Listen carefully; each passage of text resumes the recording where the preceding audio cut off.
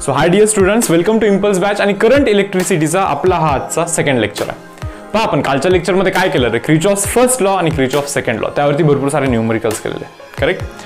आजच्या लेक्चरमध्ये आपण काय करतोय पहा, विस्टन्स नेटवर्क त्याच्यावरती काही numericals.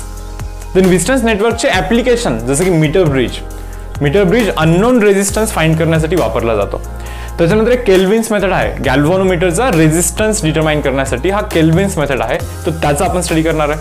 And then finally DPP number 2 पहा रे. आता समजा जर का तुम्ही एका प्रॉब्लेम मधून जात असाल फिजिक्समध्ये, से फॉर एक्झाम्पल की सर आम्ही लेक्चर्स पाहतोय, लेक्चर समजतात, न्यूमरिकल लेक्चर मधले न्यूमरिकल करतोय, डीपीपी मधले न्यूमरिकल करतोय, पण सर मार्क्स पाहावे म्हणावे तसे पडत नाहीत, नाही का, जसे आम्ही एक्सपेक्ट करतोय तसे मार्क्स पडत नाहीत. तर फिजिक्स ना रे हा न्यूमरिकलचा विषय, कॉन्सेप्ट प्लस न्यूमरिकलचा काउंट खूप जास्त असतो बरं एमएसटी सीईटी मध्ये.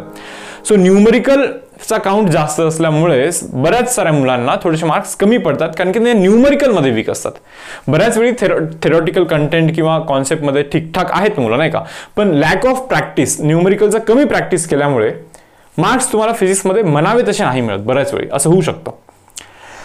तर पहा यार, मला असं वाटतं की समजा जर का तुम्ही आतापर्यंत डेली बेसिसवरती 20 MCQ करत असाल फिजिक्सचे, तर या वीक मध्ये वाढवून 40 करा किंवा 35 करा. जर का तुम्ही 40 करत असाल तर 60 करा. थोडंसं काउंट वाढवा, बट असं नाहीये की लाईक काही ब्लाइंडली फेकायचे आन्सर, समजून करायचं आहे बरं. बिकॉज कॉन्सेप्ट हे तर सर्वात मेन आहे, नाही का. कॉन्सेप्ट क्लिअर असतील तरच फिजिक्स व्यवस्थित डिलिव्हर होऊ शकतं, अदरवाईज नाही, बरोबर. पण कॉन्सेप्ट सोबत न्यूमरिकलचा काउंट पण थोडंसं आपल्याला वाढवायचा इथे. जस्ट ट्राय करून पाहूया.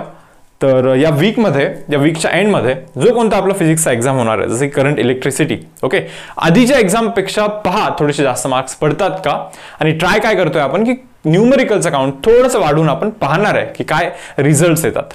येस गाईस. तर पहा आजच्या लेक्चरमध्ये मी टोटल 20 MCQs घेतो. 10 तर डीपीपीचे MCQs असतील आणि प्लस 10 मी इथे इंट्रोड्यूस करतो, बरोबर. सो टोटल 20 MCQs करतोय. मला असं वाटतं की हे 20 तर तुम्ही पण केले पाहिजे, प्लस या व्यतिरिक्त आणखीन 20 किंवा 25 MCQs तुम्ही नक्कीच कोणत्या ना कोणत्या बुकमधून नक्कीच करून घ्या, नाही का. तर ठीक आहे रे, पहा स्टार्ट करतो मी सेशन इथे. विस्टन्स नेटवर्क काय असतं? विस्टन्स नेटवर्क पहा. आता पहिले एका ऑब्झर्वेशन बद्दल बोलूया, ओके, आणि त्याच्यानंतर हे विस्टन्स नेटवर्क एक्झॅक्टली काय आहे याच्यावरती आपण लाईक स्टडी करूया. पहा आता असं एक कॉम्बिनेशन आहे रेजिस्टन्सेसचा. इथून करंट येतोय, ठीक आहे. करंट दोन्ही डायरेक्शन मध्ये इकडे स्प्लिट तर होणारच आहे, बिकॉज दिस इज जंक्शन. थोडंसं करंट वरून जाईल, थोडंसं करंट खालून जाईल, डेफिनेटली, बरोबर. या पॉइंटला मी ए बोलतोय, इथला जो पॉइंट आहे ना त्या पॉइंटला मी बी बोलतोय, या पॉइंटला मी सी बोलतोय, या पॉइंटला मी डी बोलतोय, या पॉइंटला मी डी बोलतोय. थोडंसं नीट इमॅजिन करा तुम्ही इथे की या पॉइंटवरती नाही का काहीतरी तर पोटेन्शियल असेल, and let that potential be VA, नाही का, potential at A is equal to VA. असं काहीतरी एक इलेक्ट्रिक पोटेन्शियल आहे त्या पॉइंटवरती, ठीक आहे. मग मी असा विचार करतोय की या डायरेक्शन मध्ये काहीतरी करंट जाणार आहे, and let that current be I1, आणि या डायरेक्शन मध्ये पण काहीतरी करंट जाणार आहे, and let that current be I2. इथून I1 गेला, इथून I2 गेला, म्हणजे आला किती होता रे? I1 प्लस I2 असा आला होता, नक्कीच आला होता. Let this resistance B R1, या रेजिस्टन्सला मी इथे R2 बोलतो, या रेजिस्टन्सला मी इथे R3 बोलतो, या रेजिस्टन्सला मी इथे R4 बोलतो. आपल्याला हे स्टडी करायचं आहे की हा जो कॉम्बिनेशन आहे ना रेजिस्टन्सेसचा, इथे आणि मधातला एक ब्रांच, हा जो सेटअप आहे ना, हा सेटअप, ओके, याचं नक्कीच काहीतरी इम्पॉर्टन्स आहे, काहीतरी रिझल्ट समजेल तुम्हाला आता. आणि ती अशी गोष्ट आहे ना की त्याचा यूज करून आपण रेजिस्टन्स, अननोन रेजिस्टन्सचा व्हॅल्यू फाइंड करू शकतो, and that is nothing but meter bridge. मग पाहूया ती गोष्ट कोणती आहे, नाही का. तर मला असं वाटतं यार की इथे पोटेन्शियल होतं VA. Say for example may be इथे पोटेन्शियल आहे 10 व्होल्ट. किती 10 व्होल्ट, बरोबर. तुम्हाला ते माहिती ना रे, ज्यावेळेस आपण जातोय नाही का रेजिस्टन्स वरती पोटेन्शियल ड्रॉप होत असतो. काल आपण शिकलोय नाही का, 10 व्होल्ट आहे, जाते वेळी थोडासा ड्रॉप झाला इथे, नाही का. से फॉर एक्झाम्पल 4 व्होल्ट ड्रॉप झाला. किती? 4 व्होल्ट. म्हणजे इथे पोहोचल्यावरती व्होल्टेज किती असेल? 6 व्होल्ट इतका व्होल्टेज असणार आहे तिथे पोहोचल्यावरती, बरोबर. ठीक आहे. मी असं विचार करतोय की काय होईल जर का मी इकडून पण जाईन आणि 4 व्होल्टच ड्रॉप करेन, म्हणजे करंट इथून पण जातोय बट 4 व्होल्टच ड्रॉप होतोय. म्हणजे इथे होतं पोटेन्शियल 10 व्होल्ट, जाते वेळी 4चा ड्रॉप झाला, म्हणजे इथे पोहोचल्यानंतर 6 व्होल्ट पोटेन्शियल आहे. किती 6 व्होल्ट पोटेन्शियल आहे तिथे. मग मला असं समजायला लागलं यार इथे पण 6 व्होल्ट पोटेन्शियल, इथे पण 6 व्होल्ट पोटेन्शियल, याचा असा मिनिंग आहे का की same potential, we know that current flows from higher potential to lower potential. ठीक आहे यार, ओके. बट जर का पोटेन्शियलच सेम असेल तर करंट फ्लोच नाही होणार. म्हणजे या ब्रांच मधून करंटच नसणार. भले इथे काही लावा तुम्ही, नाही का, तिथे करंटच नसणार असा एक केस होऊ शकतो. आणि तोच थिंकिंग हा बेसिक आहे पहा विस्टन्स नेटवर्कचा. होऊ शकतं ना, तुम्हाला मान्य आहे की नाही. इथे काहीतरी पोटेन्शियल आहे, थोडंसं ड्रॉप होतो, इथे काहीतरी पोटेन्शियल बनणार. 10 आहे इथे, 4चा ड्रॉप झाला, इथे बनणार 6. 10 आहे इथे, 4चा ड्रॉप झाला, इथे झाला 6. 6 पोटेन्शियल इज सेम. बरोबर ना. Current flows from higher potential to lower, but potential जर का सेम असेल तर करंटच नसतो फ्लो होत त्याच्यामध्ये. म्हणजे इथून करंट फ्लोच नाही होणार. हे प्लीज तुम्ही इथे समजून घ्या. बरोबर. ठीक आहे, मग मी आता असा विचार करतोय की यार इथे करंट फ्लो नाही होणार, ह्याचं केव्हा होणार? मग तुम्ही म्हणाल सर इथे पोटेन्शियल सेम असेल तेव्हा होणार. मग मी तुम्हाला विचारेन अरे इथे पोटेन्शियल सेम केव्हा होणार? मग तुम्ही मला म्हणाल सर इथे ड्रॉप सेम असेल, बरोबर ना, म्हणजे इथे दोन पोटेन्शियल सेम. मग मी तुम्हाला ते विचारणार यार इथे ड्रॉप केव्हा सेम होणार, ड्रॉप केव्हा सेम होणार, बरोबर ना. माझा तुम्ही काय आन्सर नाही देऊ शकता, तुम्हाला माहित नाही की ड्रॉप केव्हा सेम होणार, बरोबर ना. एक्झॅक्टली R1 R2च्या काही व्हॅल्यूचं कॉम्बिनेशन असलं पाहिजे हे तुम्हाला माहित नाही, किंवा R3 R4चं काय कॉम्बिनेशन असलं पाहिजे व्हॅल्यूचं हे माहित नाही. हेच तर डेरिव्हेशन आता इथे आपल्याला सुरू करायचं आहे, बरोबर. तर पहा यार काय करतोय पहा मी आता इथे, आपल्याला जी गोष्ट पाहिजे ती गोष्ट इथे रिप्रेझेंट करा. मला इथून करंट 0 पाहिजे, मला इथून करंट ना 0 पाहिजे. IG करतो मी, जी स्टँड्स फॉर गॅल्व्हनोमीटर. गॅल्व्हनोमीटर एक डिव्हाइस असतो मुलांना जो की छोट्यातला छोटा करंट डिटेक्ट करतो बोलतोय मी. एकदम छोट्यातला छोटा, थोडासा जरी करंट गेला ना सब ओके डिटेक्ट करून टाकतो फास्ट. ठीक आहे चलो ओके. आपल्याला काय पाहिजे, आपल्याला हेच तर पाहिजे की इथून करंट 0 गेला पाहिजे. मग जे पाहिजे आपल्याला ते मी इथे इमॅजिन करतोय, ठीक आहे, इथून 0 गेला पाहिजे. मग मी इथे असं समजू शकतो का, इथून पहा I1 + I2 आला, इथून गेला I1, इथून तर काही जात नाही, म्हणजे हाच तर करंट इथून जाणार आहे, तोच करंट कॅरी होणार इकडे पुढे. हे पहा I2 आला I2, अरे इथून काही जाणारच नाहीये ना, म्हणजे इथून पण करंट I2 जाणार आहे. I2 आला इथून I2 जाणार. हा विषय समजतोय तुम्हाला इथे, बरोबर. आता मी तुम्हाला काय सांगतो पहा की पोटेन्शियल ड्रॉप सेम असला पाहिजे. याच्यावरती आणि याच्यावरती पोटेन्शियल ड्रॉप सेम असला पाहिजे. सांगा रे याच्यावरती पोटेन्शियल ड्रॉप काय असणार आहे. I1 R1 मायनस बोलतो, ड्रॉप आहे म्हणून निगेटिव्ह बोलतोय, ठीक. याच्यावरती पोटेन्शियल ड्रॉप काय असणार आहे, I2 R2 मायनस बोलतो, मायनस म्हणून समजून घ्या की ड्रॉप आहे. बट ड्रॉप यूज जर का करत असाल वर्ड नाही का, तर ऍक्च्युअल मध्ये मायनस साइन खरं तर मेन्शन करण्याची गरज नाहीये. तर मी एक काम करतो, हे मायनस साइन जस्ट इथून काढून टाकतो. हे झेपतंय का तुम्हाला, पहा बरं. याचा अर्थ मी असं लिहू शकतो का, I1 divide by I2, I1 by I2 it should be equal to R2 by R1. याला जरा इक्वेशन नंबर 1 बोला पहा, याला आपण इक्वेशन नंबर 1 बोलूया, ठीक आहे ओके. तर पहा रे आता हा एक इक्वेशन झालाय काहीतरी नाही का. आणखीन थोडासा विचार करतो इथे. यार इथे दोघांचं पोटेन्शियल सेम नाही का, इथलं पोटेन्शियल आणि इथलं पोटेन्शियल सेम पाहिजे आपल्याला, बरोबर. इथे लिहितोय, वरती लिहितोय नाही का की आपल्याला potential at B and potential at C हे एक्झॅक्टली सेम पाहिजे, त्याच्यासाठी तशी कंडिशन असली पाहिजे, ठीक आहे. आणखीन पण काही असेल का जरा विचार करतोय मी नाही का. आता मी काय करतोय पहा, मी ना इथून से फॉर एक्झाम्पल आपण इथे मी जातो इथून इथे, किंवा मी इथून इथे जातो. ज्यावेळेस मी इथे आहे ना तर माझं पोटेन्शियल आहे VD, किती VD आहे पोटेन्शियल माझं. मग मी ज्यावेळेस इकडे जातोय तर काय होईल यार, इकडे जाते वेळी मी करंटच्या अपोजिट डायरेक्शन मध्ये जातोय.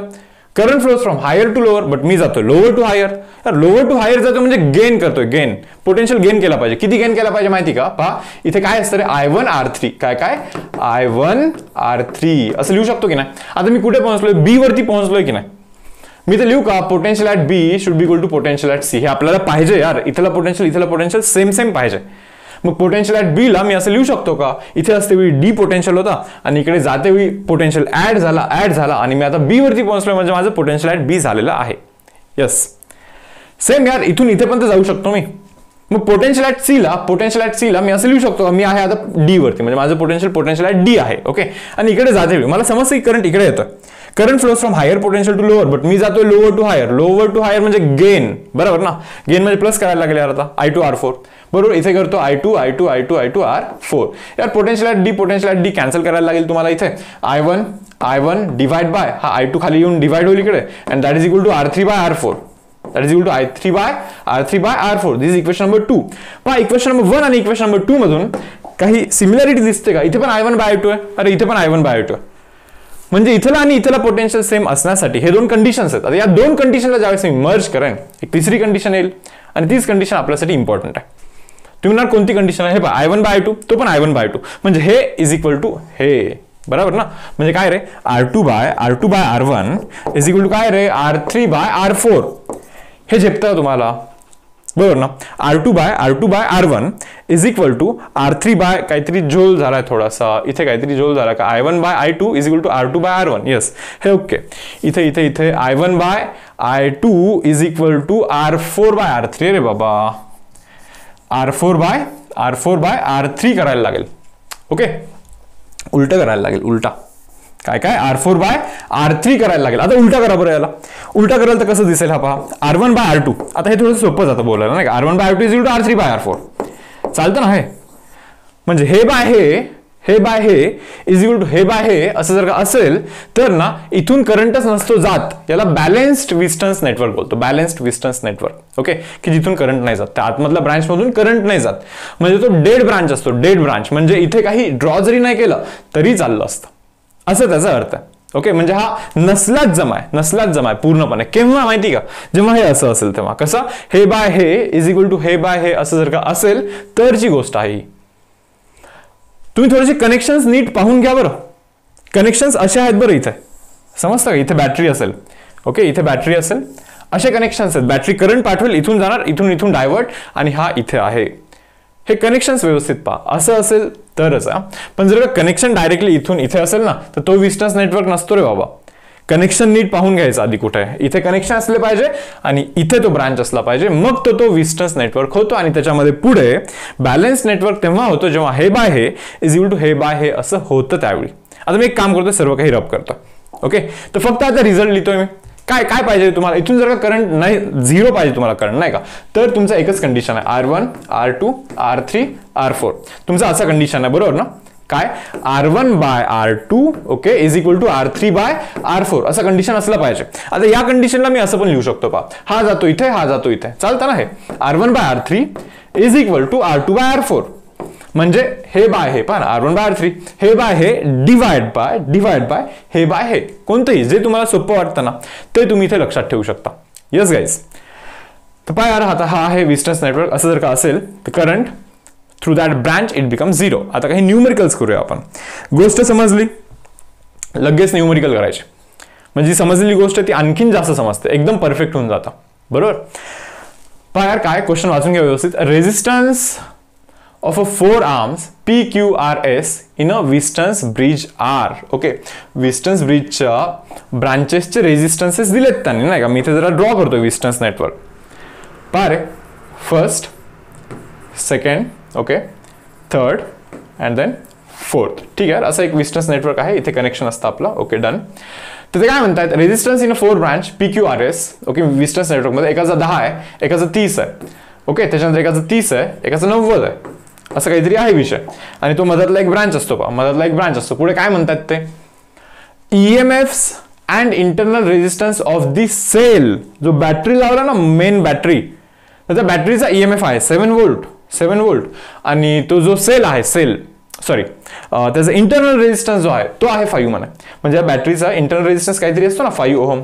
असं लिहून टाकला मी इथे डायरेक्टली. विचारतात काय? Then the current drawn from the cell will be. But पुढे ते हे पण सांगतात गॅल्व्हॅनोमीटरचा रेजिस्टन्स इज 50 ओहम म्हणे. इथे गॅल्व्हॅनोमीटर असतो आणि त्याचा रेजिस्टन्स 50 ओहम आहे म्हणे. 50 ओहम आपल्याला माहिती आहे यार. हा नसलाच जमाय. केव्हा? जेव्हा हे बाय हे इज इक्वल टू हे बाय हे असेल तेव्हा. हे बाय हे म्हणजे काय? 10/30 म्हणजे काय? 1/3. 30/90 म्हणजे काय? 1/3. अरे मॅच होतोय विस्टन्स नेटवर्कचा कंडिशन. पहा बरं 10/30 ओके आणि हा 30/90 काय बनतो? हा 1/3 बनतो. अरे इव्हन आपण 1/3 बनतो आणि मॅच होतोय. सो मॅच होतोय म्हणजे हा विस्टन्स नेटवर्क आहे. म्हणजे याचा इथे विषयच नाहीये भाऊ. हा 50 ओहम असेल किंवा 100 ओहम असेल किंवा 200 ओहम असेल काही फरक नाही पडत आपल्याला. सो याचा इथे विषयच नाही. याला सोडून द्या पूर्णपणे. मग मी रबच करतोय यार. नसलाच जमा हा सोडून द्यायला. डेड ब्रांच आहे हा. ते म्हणतात की करंट किती आहे म्हणे. करंट मला एक गोष्ट समजते. हे दोघे आहेत सिरीज मध्ये. ते किती बनणार? 40 बनणार. 40 ठीक आहे. हे दोघे आहेत अगेन सिरीज मध्ये. पहा ना सिरीज किती बनणार? 120 बनणार. 120 हा 40 आणि हा 120 जो आहे ना तर ते दोघे एकमेकांना पॅरलल मध्ये. 40 आणि 120 कसे आहेत रे? एकमेकांना कसे आहे? पॅरलल मध्ये. मग तुम्हाला माहिती का पॅरलल कॉम्बिनेशनमध्ये जर का असे दोनच रेजिस्टन्सेस असतील मग त्यांचा जो नेट रेजिस्टन्स असतो, नेट रेजिस्टन्स कसा असतो माहिती आहे का, त्यांचं प्रोडक्ट डिवाइड बाय त्यांचं addition. Product means 120 × 40 divide by addition is 160. बरोबर. 0 0 विल गेट कॅन्सल. 1 इथे बनतो 4, 1 इथे बनतो 30. सो त्या दोघांचा मिळून रेजिस्टन्स बनतो 30. आता याचं छोटंसं डेरिव्हेशन करून दाखवतो. हे असं का केलं मी पहा. तुम्हाला हे माहिती असेल ना की जर का दोन रेजिस्टन्सेस पॅरलमध्ये असतील, एक say R1 and second resistance be say R2. Okay. आता हे दोघे रेजिस्टन्स जर का पॅरलमध्ये असतील, तुम्हाला माहिती पॅरलल कॉम्बिनेशनचा जो फॉर्म्युला आहे 1/1 divide by RP. Net resistance in parallel combination is 1/R1 plus 1/R2 असतो. मान्य आहे ना. That means 1 divide by RP it is equal to हा क्रॉस मल्टिप्लिकेशन नाही का, R2 प्लस R1 बनणार, just divide by R1 × R2. Okay. उलटा करा, उलटा. That means resistance in parallel is equal to R1 R2 divide by R1 plus R2 असं बनणार की नाही. तेच केलं. वरती प्रोडक्ट खालती सम, वरती प्रोडक्ट खालती सम असं लक्षात ठेवायचं. जर का फक्त दोन रेजिस्टन्स असतील इन पॅरलल कॉम्बिनेशन, वरती प्रोडक्ट खालती सम. डन. सो 30 ओम यार, याचा overall resistance is 30. 30 + 5 is 35. Current विचारतात ना, current. Ohm's law V is equal to IR. म्हणजे करंट काय रे बाबा, करंट म्हणजे V डिवाइड बाय R ना. व्होल्टेज तर 7 आहे यार, व्होल्टेज 7 व्होल्ट बोलला ना त्यांनी. So 7 voltage is 7 divide by resistance 35 आहे. Total resistance is 35. So 7 1 is 7, 5 is 35. Now 1 divided by 5 that is equal to 0.2.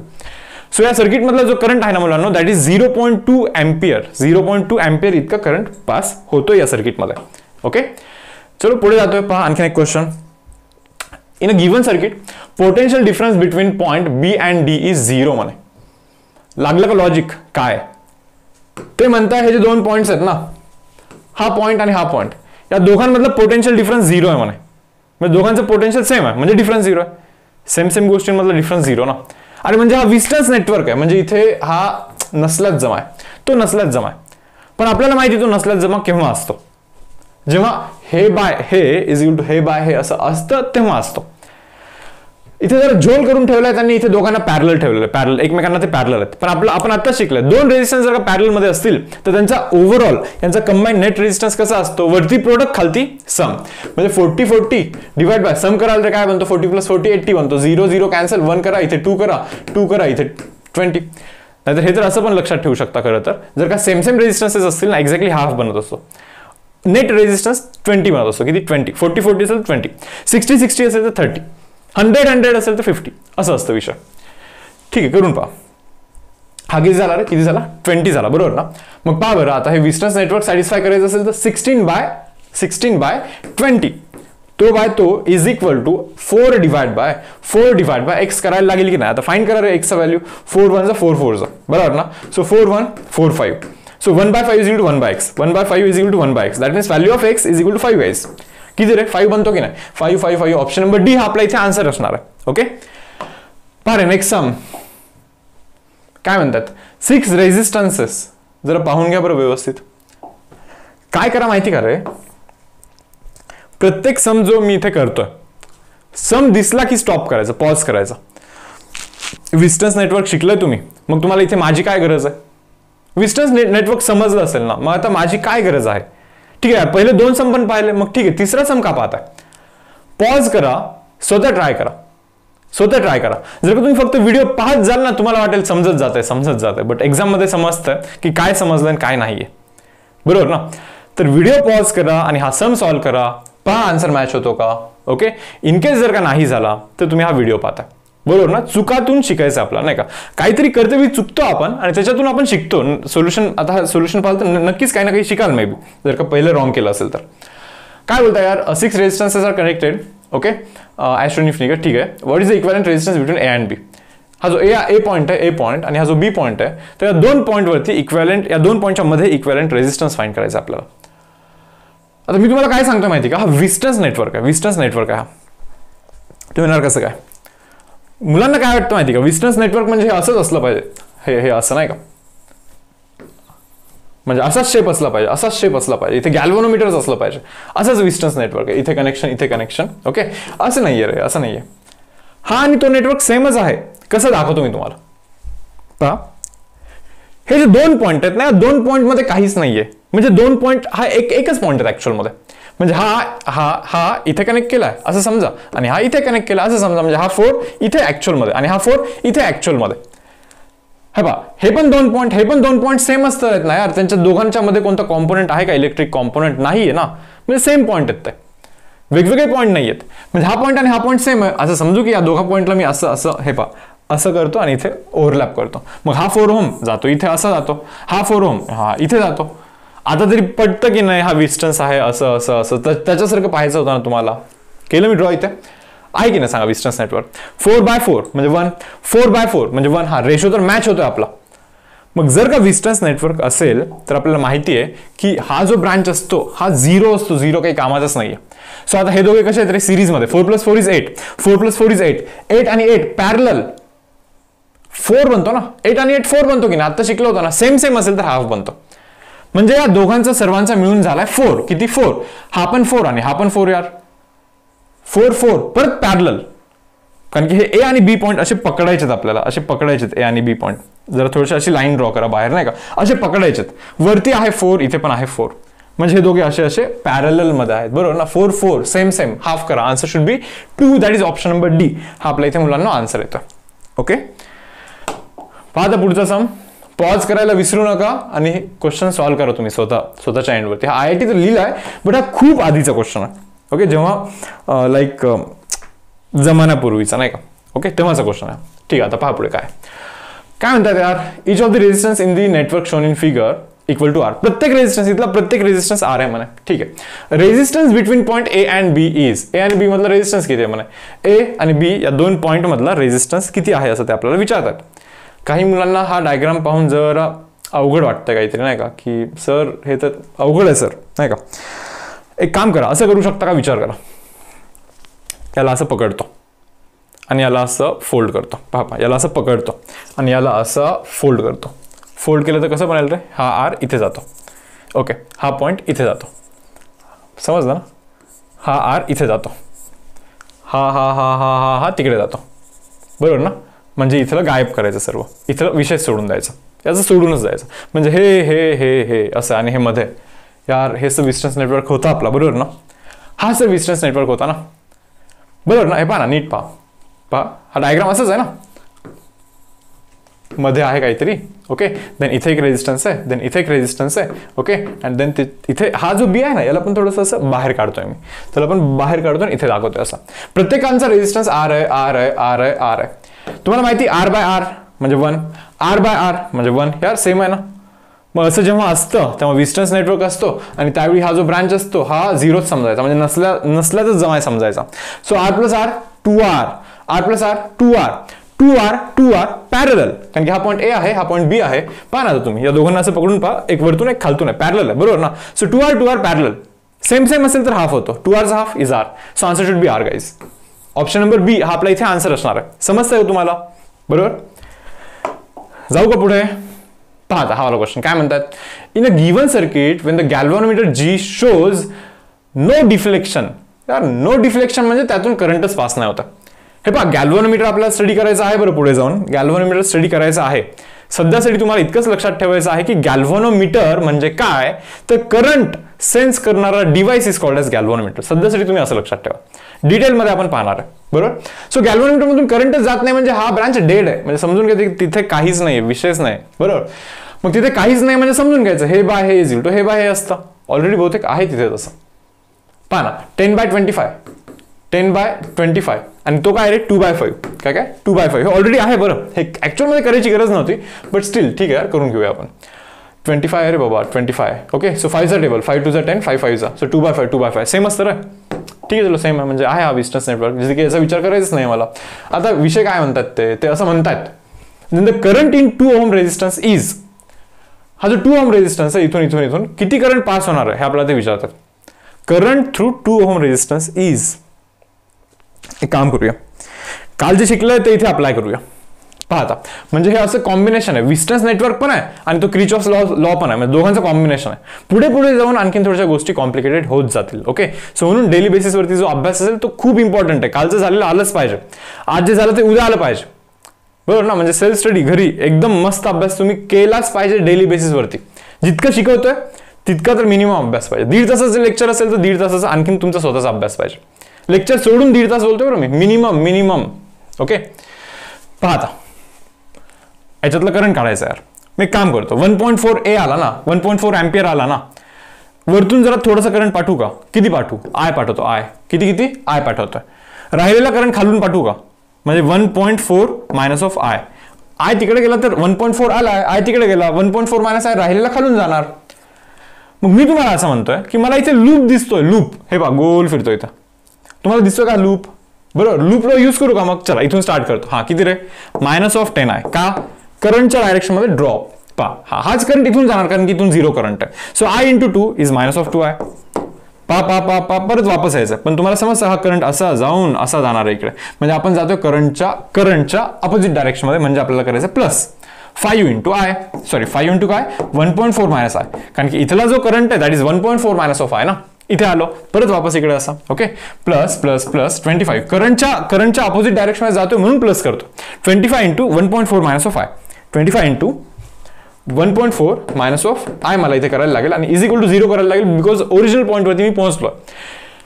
हा इक्वेशन सॉल्व्ह करून जर का तुम्ही आयचा व्हॅल्यू फाइंड कराल तर आय म्हणजेच 2 अँपियर मधला करंट आहे ना. होऊ शकेल ना तुमच्याने. आता हे करण्याचं काम तुमचं. हे करा आणि कमेंट सेक्शन वरती मेन्शन करा.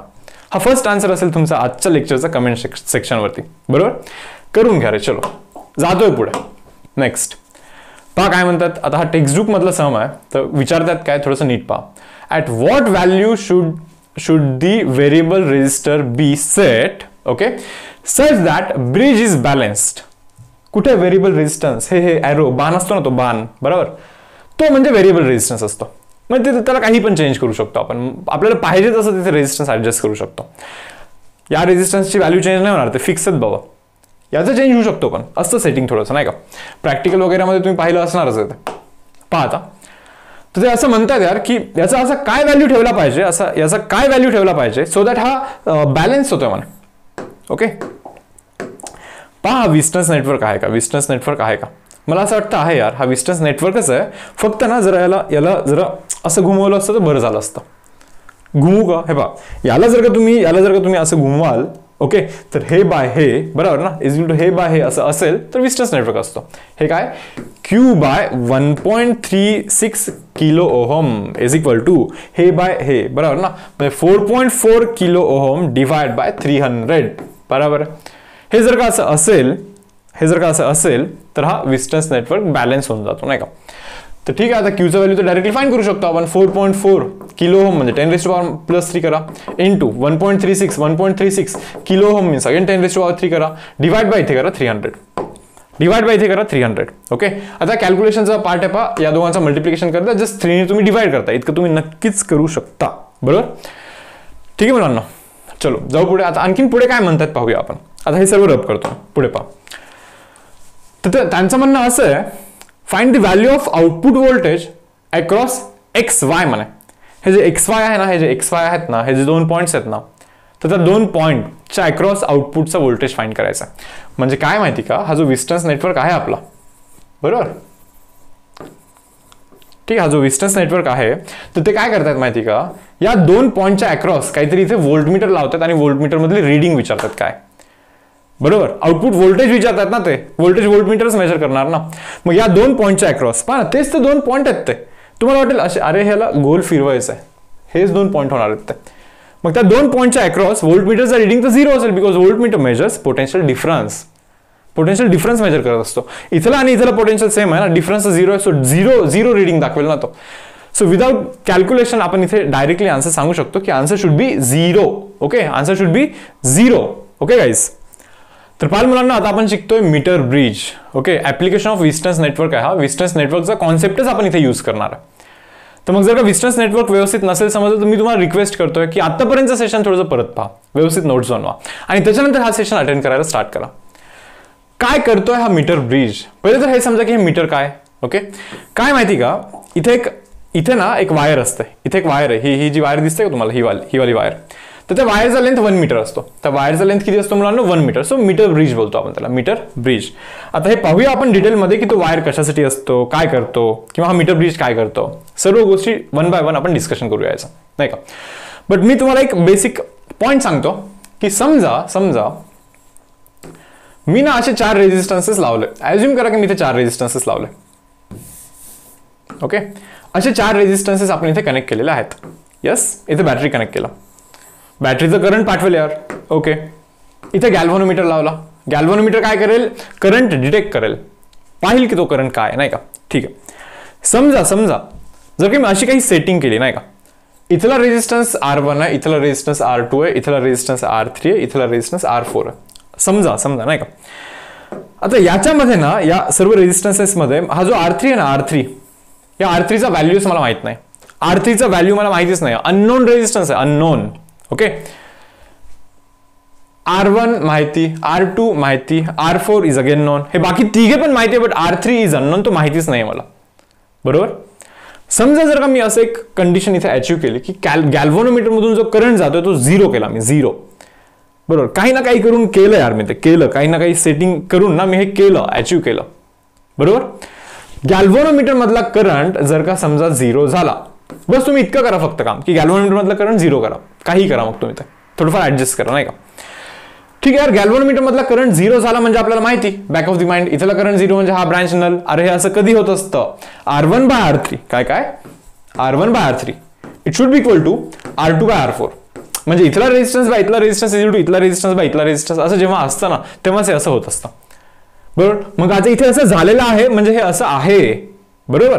आता याच्यामध्ये पहा, R1, R2 आणि R4 हे तिघे पण माहिती आहेत ना, हे तिघे माहिती आहेत, एकच तर अननोन आहे R3. मग R3चा व्हॅल्यू काढून टाका तुम्ही. म्हणजे अननोन रेजिस्टन्स जरी असेल, समजा कोणी मला दिलं, नाही का, हे घे रेजिस्टन्स, नाही का, याचा व्हॅल्यू शोधून काढ, तर मी असं करेन.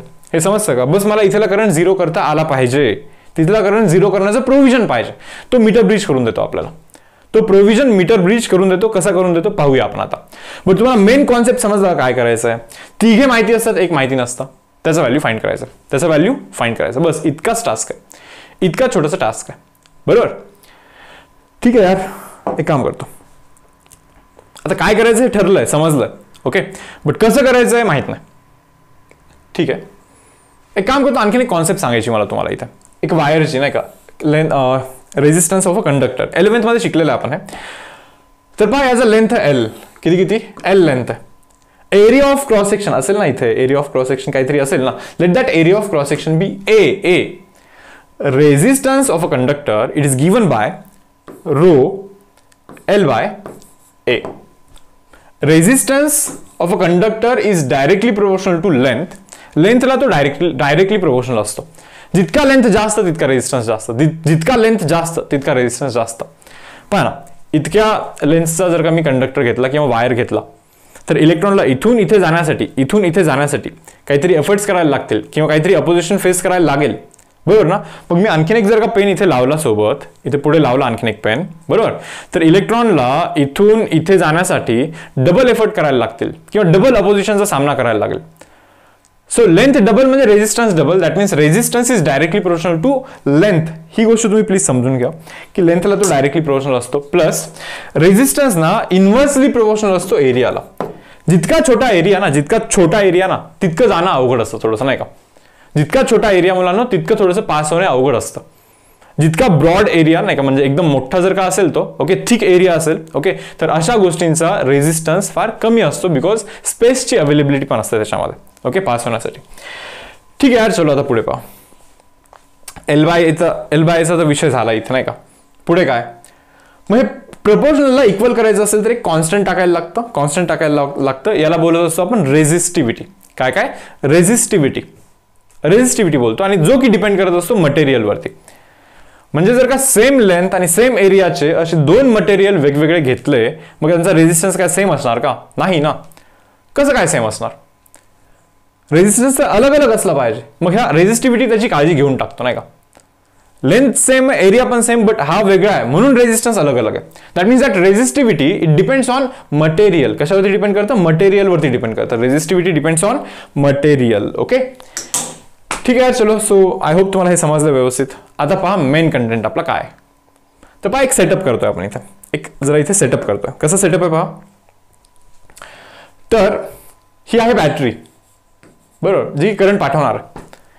की आहे, की काय क्लोज ओपन करता येतं, म्हणजे कधी चालू ठेवायचं सर्किट, कधी बंद करायचा हे तो ठरवतो. ठीक आहे. हा रिओस्टॅट आहे, म्हणजे व्हेरिएबल रेजिस्टन्स आहे. तो वाढू पण शकतो, कमी पण करू शकतो. वाढवणार केव्हा? रेझिस्टन्स जर का सर्किटचा वाढवला तर बॅटरी कमी करंट पाठवेल. रेझिस्टन्स वाढले म्हणजे अपोजिशन वाढला, अपोजिशन वाढला म्हणजे करंट कमी येईल ना, अपोज करतोय तो, बरोबर ना. समजा सर्किट मधला करंट खूपच कमी झाला तर मे बी हा रिओस्टॅटचा रेझिस्टन्स आपण थोडंसं कमी करू, नाही का, म्हणजे अपोजिशन कमी करू.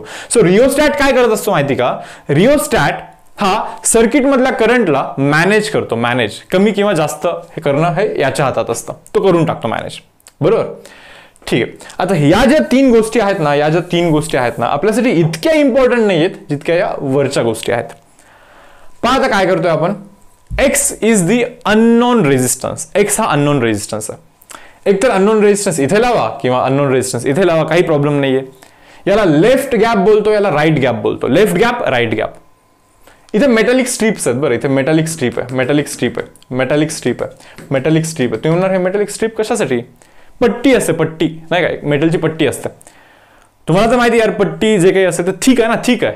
तुम्हाला माहिती वायरचा क्रॉस सेक्शन किती छोटा असतो आणि आता आपण शिकले यार की resistance is equal to rho L by A. Area कमी म्हणजे रेझिस्टन्स जास्त. सो एरिया जास्त असेल तर रेझिस्टन्स कमी, म्हणजे हे अशा स्ट्रीप्स आहेत की ज्यांचा एरिया थोडासा जास्त आहे.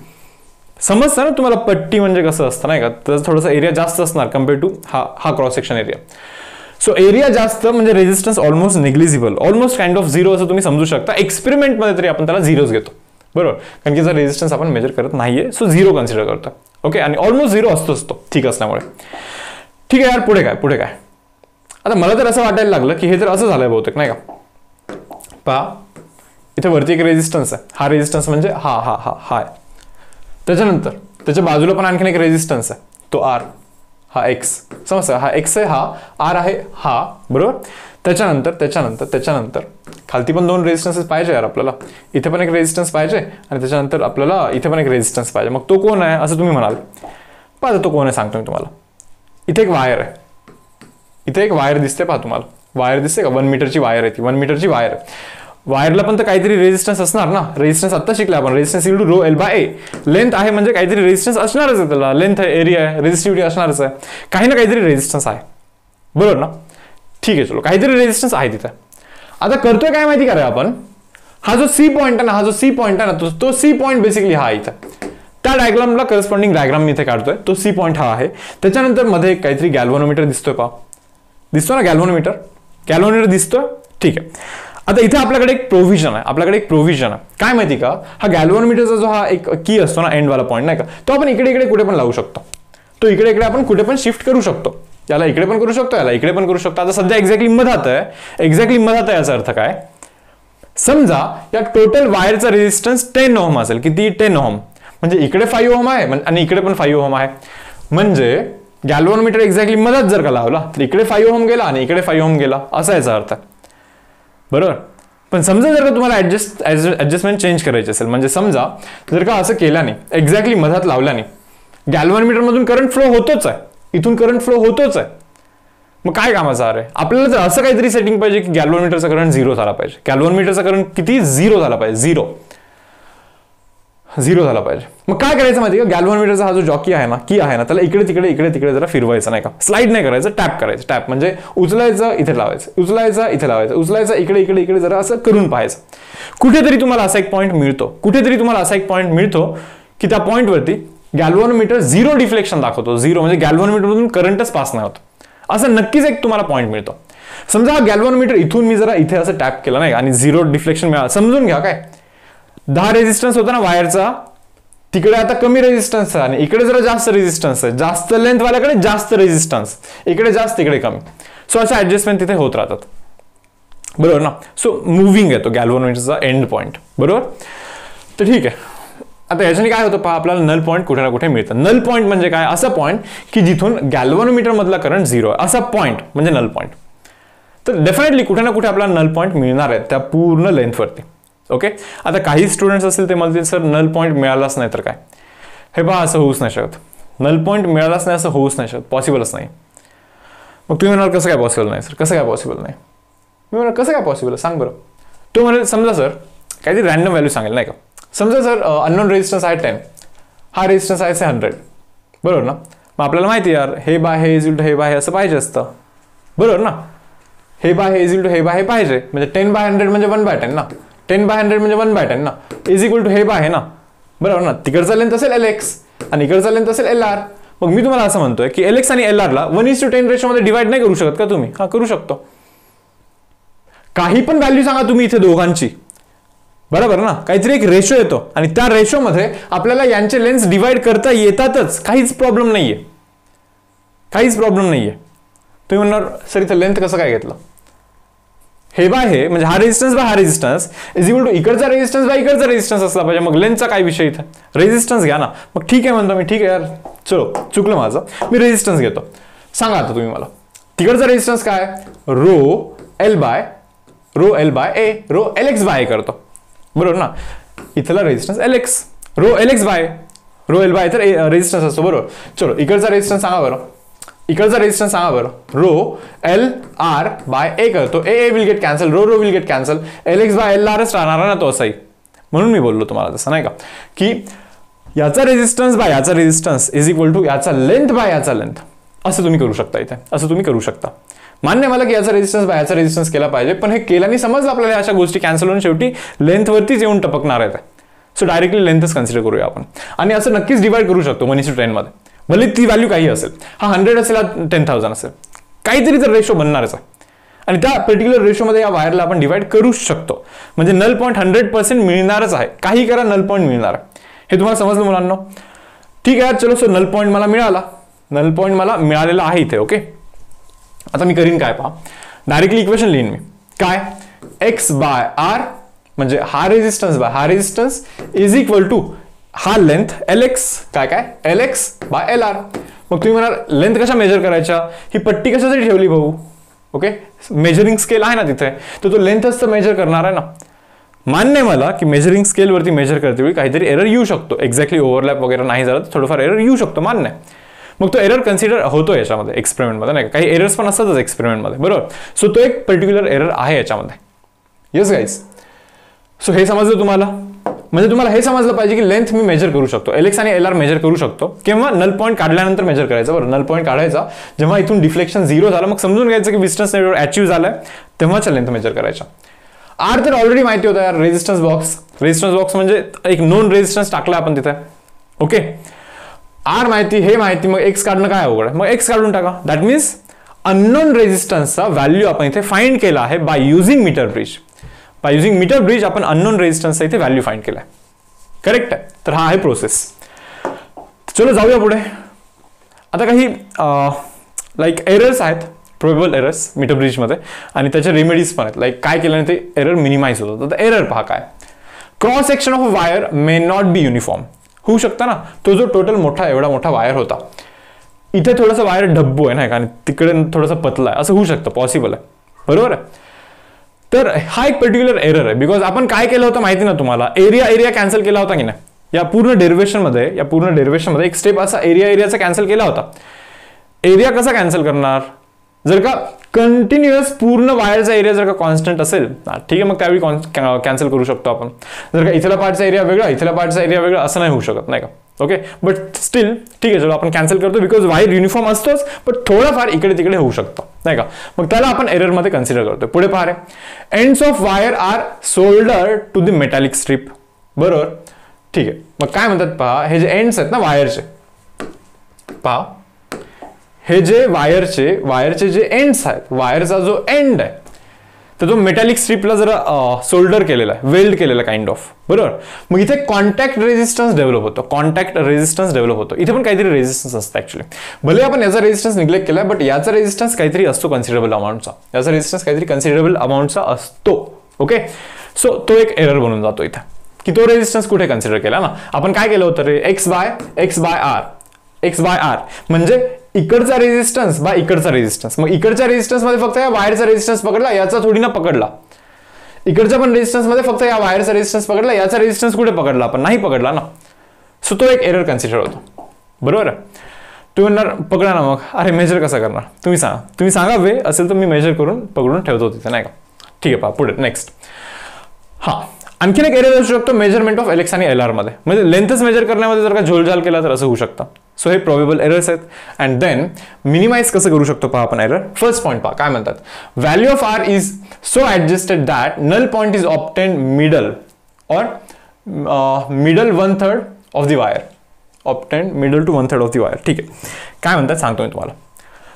आपण ना या आर ची व्हॅल्यू रेजिस्टन्स बॉक्समध्ये आपल्याला प्रोव्हिजन आहे, आर ची व्हॅल्यू आपण चेंज करू शकतो. आपल्याला नल पॉईंट हे थोडंसं मधात आलं तर बरं असतं. थोडंसं जितकं मधात आलं तितकं चांगलं असतं नल पॉईंट. ते म्हणणार असं का, असं का, बरोबर. तर पाहायचं जस्टिफिकेशन पहा.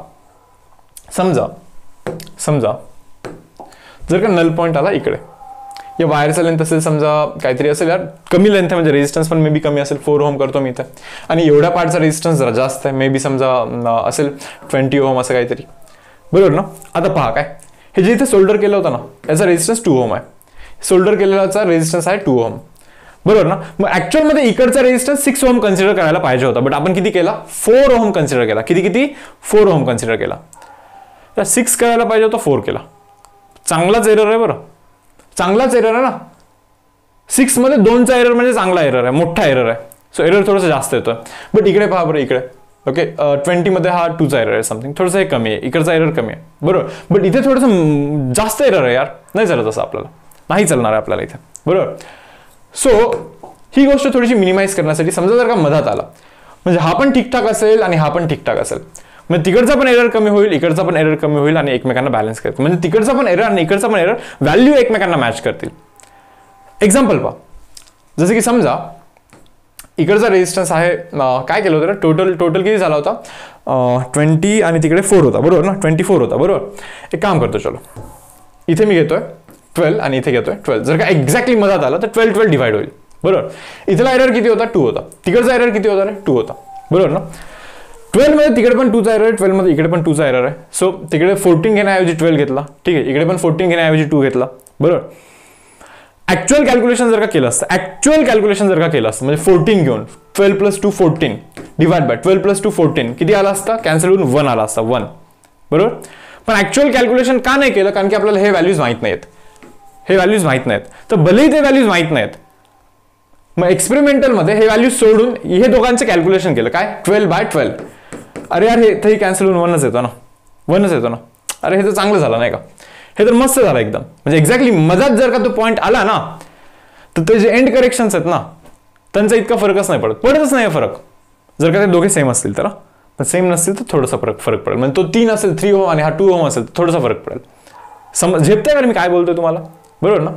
सो म्हणून तो जो नल पॉईंट आहे ना तो थोडासा मध्ये आला पाहिजे. नल पॉईंट कुठे, थोडासा मध्ये आला पाहिजे. आणखीन एक रिझन आहे नल पॉईंट का मध्ये आला पाहिजे. आता हे समजतं का, पहा काय नल पॉईंट का मध्ये आला पाहिजे. जर का समजा नल पॉईंट इथे आला, बरोबर, आणि हा समजा लेंथ काहीतरी असेल यार 10 सेंटीमीटर असेल, पण मेजर करते कधी कधी चुकी होऊ शकते ना. एकाच सेंटीमीटरचा लाईक समजा एरर आला, 10 मध्ये 1चा एरर जास्त आहे यार, बट इथे आला तर 50 सेंटीमीटर मध्ये 1 सेंटीमीटरचा एरर ठीक आहे, तितकं चालतं. पर्सेंटेज एरर थोडासा कमी होतो, ओके. सो म्हणून ना नल पॉईंट कधी पण थोडंसं मध्ये, जितका मध्ये येईल तितका चांगला असतो. पुढे पहा, experiment is repeated by interchanging position of unknown resistance. म्हणजे काय माहिती का, हे जे आहेत ना हे असे इकडे करून करा, तुम्ही स्विच करा. म्हणजे इकडे थोडंसं जाड वायर आहे, इकडे थोडंसं पातळ वायर आहे. युनिफॉर्म वायरचा जो कॉन्सेप्ट आहे त्याचा एरर इथे मिनिमाइज करण्यासाठी ही गोष्ट वापरू शकतो. म्हणजे एकदा याला इकडचा साईड दिला, याला इकडचा साईड दिला आणि दुसऱ्या वेळेस याला इकडचा दिला, याला इकडचा दिला, ओके. तरी पण तो जो युनिफॉर्मिटीचा एरर आहे ना तो थोडासा मिनिमाइज होऊन जातो इथे. Yes guys. And then finally jockey should be tapped on the wire, not slided. Slide नाही करायचं आहे, टॅप करायचं, टॅप, बरोबर ना. तर हे झालं एरर्स, एररला मिनिमाइज करण्याचे प्रोसेसेस, ठीक आहे. आता पुढचा कॉन्सेप्ट काय पहा. आता विषय आहे Kelvin's method to determine resistance of a galvanometer. एक मेथड आहे की त्याच्यामध्ये रेजिस्टन्स ऑफ गॅल्व्हनोमीटर डिटेक्ट करतो आपण, ओके. पहा कसं काय करतो. तुम्ही म्हणाल सर गॅल्व्हनोमीटरचा रेजिस्टन्स डिटेक्ट करायचं, गॅल्व्हनोमीटर इज डिव्हाइस. मग आत्ता जसं केलं तसंच करा ना, म्हणजे पहा असं बोलताय तुम्ही. फॉर एक्झाम्पल पहा, हे जरा इकडे घेतोय मी. तुम्ही जर का मला असं म्हणत असाल सर तुम्हाला गॅल्व्हनोमीटरचा रेजिस्टन्स डिटेक्ट करायचा आहे ना, मग ज्याचा रेजिस्टन्स डिटेक्ट करायचा तो लावा इथे गॅल्व्हनोमीटर लावून टाका सर, लावून टाका, बरोबर. इथे पण ठेवा गॅल्व्हनोमीटर, 2 गॅल्व्हनोमीटर नाही का. मग नल पॉईंट फाइंड करा, सेम सेटअप, पूर्ण same experiment, null point find करा, बरोबर. मग त्याच्यानंतर कॅल्क्युलेशन तुमच्या आहेच. Resistance of galvanometer divide by resistance of resistance box is equal to, इकडचा लेंथ असेल LG, आता LG बोलतो, GA म्हणून LG बोलतो, आणि इकडच्या लेंथला मी LR बोलतो, इथल्या लेंथला मी LR बोलतो. हे समजतं का तुम्हाला, LG बाय LR बोलतो मी इथे. यस. मग गॅल्व्हनोमीटरचा पण रेजिस्टन्स निघणारच ना. हा रेजिस्टन्स बॉक्सवाला रेजिस्टन्स माहिती, लेंथ माहिती, LG माहिती, LR माहिती, LG माहिती, LR माहिती, सर्व गोष्टी माहिती आहेत. सो गॅल्व्हनोमीटरचा रेजिस्टन्स जर का तुम्हाला फाइंड करायचा असेल तर लावून टाका इथे पण गॅल्व्हनोमीटर यूज करा. गॅल्व्हनोमीटरचा इथला रेजिस्टन्स निघणारच आहे. हेच तर बेसिक आहे. ज्याचा रेजिस्टन्स मेजर करायचा तो इथे लावा, डन. पण केल्विन्स मेथड काय वेगळी आहे मग? याच्यापेक्षा आणखीन काय डिफरंट आहे केल्विन्स मेथडमध्ये? ठीक आहे, केल्विन्स मेथडमध्ये काय आहे ते मी तुम्हाला सांगतोय, पहा आता. बट तुम्हाला कॉन्सेप्ट समजला ना, गॅल्व्हनोमीटरचा रेजिस्टन्स मेजर करू शकतो. केल्विन्स मेथडमध्ये काय आहे माहिती का? केल्विननी हा गॅल्व्हनोमीटर न यूज करता, इथे गॅल्व्हनोमीटर नाहीये बरं, इथे गॅल्व्हनोमीटर न यूज करता इथे गॅल्व्हनोमीटर लावून त्यांनी त्याचा रेजिस्टन्स फाइंड केला. ते म्हणणार कसं काय? मी म्हणतो नल पॉईंट शोधा ना, नल पॉईंट शोधा ना. नल पॉईंट म्हणजे इथून करंट 0 गेला पाहिजे, म्हणजे नल पॉईंट. बरोबर, नल पॉईंट फक्त शोधा तुम्ही, काहीतरी करून नल पॉईंट शोधा, बस तुमचं काम होऊन जाईल. हा इथला गॅल्व्हनोमीटर नल पॉईंट शोधण्यासाठीच असतो, म्हणजे तिथून करंट जातोय की नाही हे बघण्यासाठीच असतं नाही का तो गॅल्व्हनोमीटर. मग इथलाच गॅल्व्हनोमीटर जर का आपण काढला तर मग नल पॉईंट शोधायचा कसा, हा एक थोडासा डाऊट बनतोय यार. ओके, तर पाहूया जरा की त्यांनी काय केलं.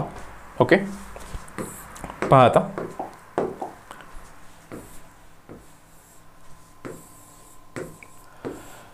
समजतंय का रे माझं फिजिक्स? ओके, बिकॉज मी आता तुम्हाला माहिती नसेल मे बी, बट मी पहिले तर फिजिक्सचा टीचर आहे. ओके, आणि त्याच्यानंतर क्लासच्या रिक्वायरमेंट प्रमाणे किंवा क्लासच्या इम्प्रूव्हमेंटसाठी, क्लासच्या ग्रोथसाठी मॅथमॅटिक्समध्ये स्विच झालेलं आहे.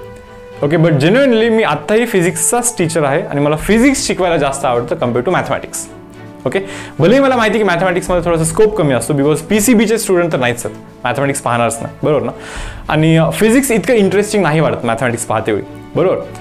तर बट स्टील यार ठीक आहे, चलो काही प्रॉब्लेम नाही आहे. पण माहीत नाही आता काय, बट फिजिक्स तरी नक्कीच आवडतं. आणि तुमचा जो काल रिस्पॉन्स होता, मला असं वाटत होतं की यार आता निशांत सर शिकवत आहेत फिजिक्स, ठीक आहे, मुलांना सवय झाली निशांत सरांची, आणि डेफिनेटली आता हे माझं आवडेल नाही आवडेल माहीत नाही. मला इतकं गॅरंटी होतं, श्युरिटी होतं की लाईक कंटेंटमध्ये तरी कुठे काही कमी नाही पडणार, बरोबर. पण सवयीचा भाग आहे ना शेवटी, म्हणजे आत्तापर्यंत तुम्ही त्यांच्याकडून शिकत आलायत नाही का, आणि आता थोडंसं चेंज होतं. सो डेफिनेटली मला असं वाटलेलं की यार मे बी तुम्हाला इतकं नाही आवडणार. बट कालच्या व्हिडिओचा जो रिस्पॉन्स होता ना तुमचा, लाईक इतके लाईक्स तर मला 0 डिसलाईक, ओके, आणि इतके काहीतरी समथिंग 170 180 समथिंग लाईक्स होते. ओके, ते तर मला मॅथमॅटिक्समध्ये पण नाही मिळत. ओके, सो डेफिनेटली मी तर थोडंसं खुशच आहे. आणि आणखी एक पॉईंट असा यार की ठीक आहे, चलो काही मुलांनी कमेंट केलं की कशाला चेंज करताय, ब्लंडर होईल वगैरे असं तसं, या सर्व गोष्टी मान्य आहेत मला. तुम्हाला काय सांगितलं होतं मी की थोडंसं ॲडजस्ट करा. ओके, कोर्सच्या इम्प्रूव्हमेंटसाठीच करतोय आपण हे सर्वचं सर्व कोर्सच्या इम्प्रूव्हमेंटसाठी करतोय, कारण की आदिती मॅमला थोडासा टाइम मिळाला ना. ओके, नक्कीच त्या या सर्व गोष्टींमध्ये टेक्निकलिटीजमध्ये थोड्याशा आणखीन व्यवस्थित काम करून घेतील. आणि नंतर पुढे जाऊन आपल्याला खूप दूरपर्यंत जायचं रे, खूप दूरपर्यंत जायचं, खूप टाइम आहे आपल्याकडे आणखी. एप्रिल मे जून केव्हा होणार काय माहिती CET. सो लंबी रेस आहे आपली, बरोबर. सो कुठे कमी नाही पडायचं ना. सो गोष्टी सुरुवातीला थोड्याशा व्यवस्थित वर्कआउट झाला तर काय प्रॉब्लेम आहे. प्लस तुम्ही हा पण विचार करा की या प्लॅटफॉर्मवरती तुम्हाला असे टीचर्स मिळतात की जे कोणते पण सब्जेक्ट शिकवू शकतात, बरोबर ना. आता मी असं म्हणत नाही की लाईक इकडून तिकडे उगीच आम्ही स्विच करत राहू कंटिन्युअसली, असं नाही आहे. पण समजा इमॅजिन करा की मला फॉर एक्झाम्पल कोरोना झाला, होऊ शकतं ना, का नाही होणार. ओके, मे बी जर का झाला तर 15-20 दिवस मी लाईक लेक्चरच नाही घेणार, असं होऊ शकतं. पण आपल्याकडे निशांत सर आहेत जे मॅथमॅटिक्स घेऊ शकतात, बरोबर ना. म्हणजे मेन तर ही गोष्ट आहे की कोर्स थांबला नाही पाहिजे, कोर्स थांबला नाही पाहिजे. समजा जर का निशांत सरांना कोरोना झाला, ओके, तर डेफिनेटली मी फिजिक्स घेईन, मी मॅथ्स पण घेईन, फिजिक्स पण घेईन. तुला माहिती का, म्हणजे इतकं सर्व लेक्चर्स रेकॉर्ड वगैरे करणे, दीड तासाचे लेक्चर रेकॉर्ड करणे, प्लस ऑफलाईन क्लास मॅनेज करणे. ओके, इतका जास्त टाइम द्यायला लागतो ना रे. तर आत्ता जर का तुम्ही पाहाल ना तर आता हा पण टाइम ऑलमोस्ट काहीतरी 1-2 वगैरे काहीतरी झालेला आहे. ओके, जस्ट आता माझा मोबाईलनेच रेकॉर्ड करतो, सो तिथे माहीत नाही मला. येस, 2 वाजलेत राऊंड, बरोबर. तर हे चालतं अराउंड 5 पर्यंत नाही का. व्हिडिओ बनायला आणखीन 1 तास लागतो, 1-1.5 तास लागेल मे बी, एडिटिंग, एक्सपोर्टिंग, त्याच्यानंतर अपलोड वगैरे. आणि त्याच्यानंतर कधी कधी असं होतं की 5:30-6ला झोपायला लागतं. ओके, आणि असं डेली बेसिसवरती चालू आहे आजकाल नाही का, जेव्हापासून हे इम्पल्स बॅच सुरू झाला तेव्हापासून. आणि हे एंडपर्यंत जरी राहिला ना रे, एप्रिलपर्यंत पण, तरी काही इश्यू नाही आहे. ओके, तितकं डेफिनेटली म्हणजे स्वप्न आहे आमचं इम्पल्स बॅच की खूप साऱ्या मुलांपर्यंत कनेक्ट व्हायचं आहे. ओके, आता जास्तीत जास्त मुलांपर्यंत पोहोचायचं आहे, प्लस एकदम कमीत कमी पैशांमध्ये खूप चांगल्या क्वालिटीचं एज्युकेशन द्यायचं आहे. तुम्ही थोडंसं कम्पेअर करा यार, की म्हणजे या फीमध्ये तुम्हाला खरंच किती चांगलं क्वालिटी मिळत आहे, नाही का. आणि मेन तर एम हा आहे की लाईक 99% जास्त 100 स्टुडंटचा काउंट, ही गोष्ट पाहून सर्व गोष्टी आम्ही इथे मॅनेज करतो. बरोबर, तर ठीक आहे, पाहूया काय होतं. आणखीन 3, 4, 5 महिने आहेत, कसं प्रोसीड होईल बघूया. ओके, ट्राय तर असणार आहे की ती गोष्ट अचीव्ह करायचीच आहे, नाही का. काय होतं आपलं डिस्कशन, केल्विन्स मेथड पाहत आहे. तर काय आहे आपला हा वायर आहे, हा वायर थोडंसं डायग्राम थोडंसं व्यवस्थित काढतो मी. चलो परत डायग्राम ड्रॉ करतो नीट. पहा, गॅल्व्हनोमीटर, ओके, इथे एक रेजिस्टन्स, ओके, आणि हा आपला वायर, तो 1 मीटरचा वायर, बरं. Okay, metre ब्रिजवाला. ओके, त्याच्यानंतर तुम्ही म्हणाल बॅटरी कुठे आहे, ना इथे बॅटरी ड्रॉ नाही केली, बट ठीक आहे, चलो रिओस्टॅट. ओके, ठीक आहे. आता पहा मी तुम्हाला काय सांगतोय. आता ठरलंय की इथे इथे इथे गॅल्व्हनोमीटर यूज नाही करायचं इथे. मग नल पॉईंट कसा शोधायचा, नल पॉईंट कसा शोधायचा, ठीक, कसा शोधायचा पाहूया. एक काम करूया. समजा जर का हा नल पॉईंट असेल, समजा समजा समजा ॲज्युम करा, assume that this null point. हा नल पॉईंट आहे म्हणजे काय रे, इथून करंट नाही जाणार, म्हणजे as good as this branch is dead, totally dead branch आहे तो, म्हणजे त्याचा युजच नाही आहे काही, त्याचा युजच नाही आहे काही, असा तो ब्रांच आहे. ठीक आहे, मग एक काम करूया आपण. मी काय करतो माहिती का, याला जरा रब करतो. ओके, म्हणजे इथे जो तो जॉकी आहे ना, म्हणजे लाईक तो जो आहे ना, त्याला असं वरतीच धरतोय, म्हणजे मी कुठे टच करणारच नाही, असं जरा वरतीच धरतोय.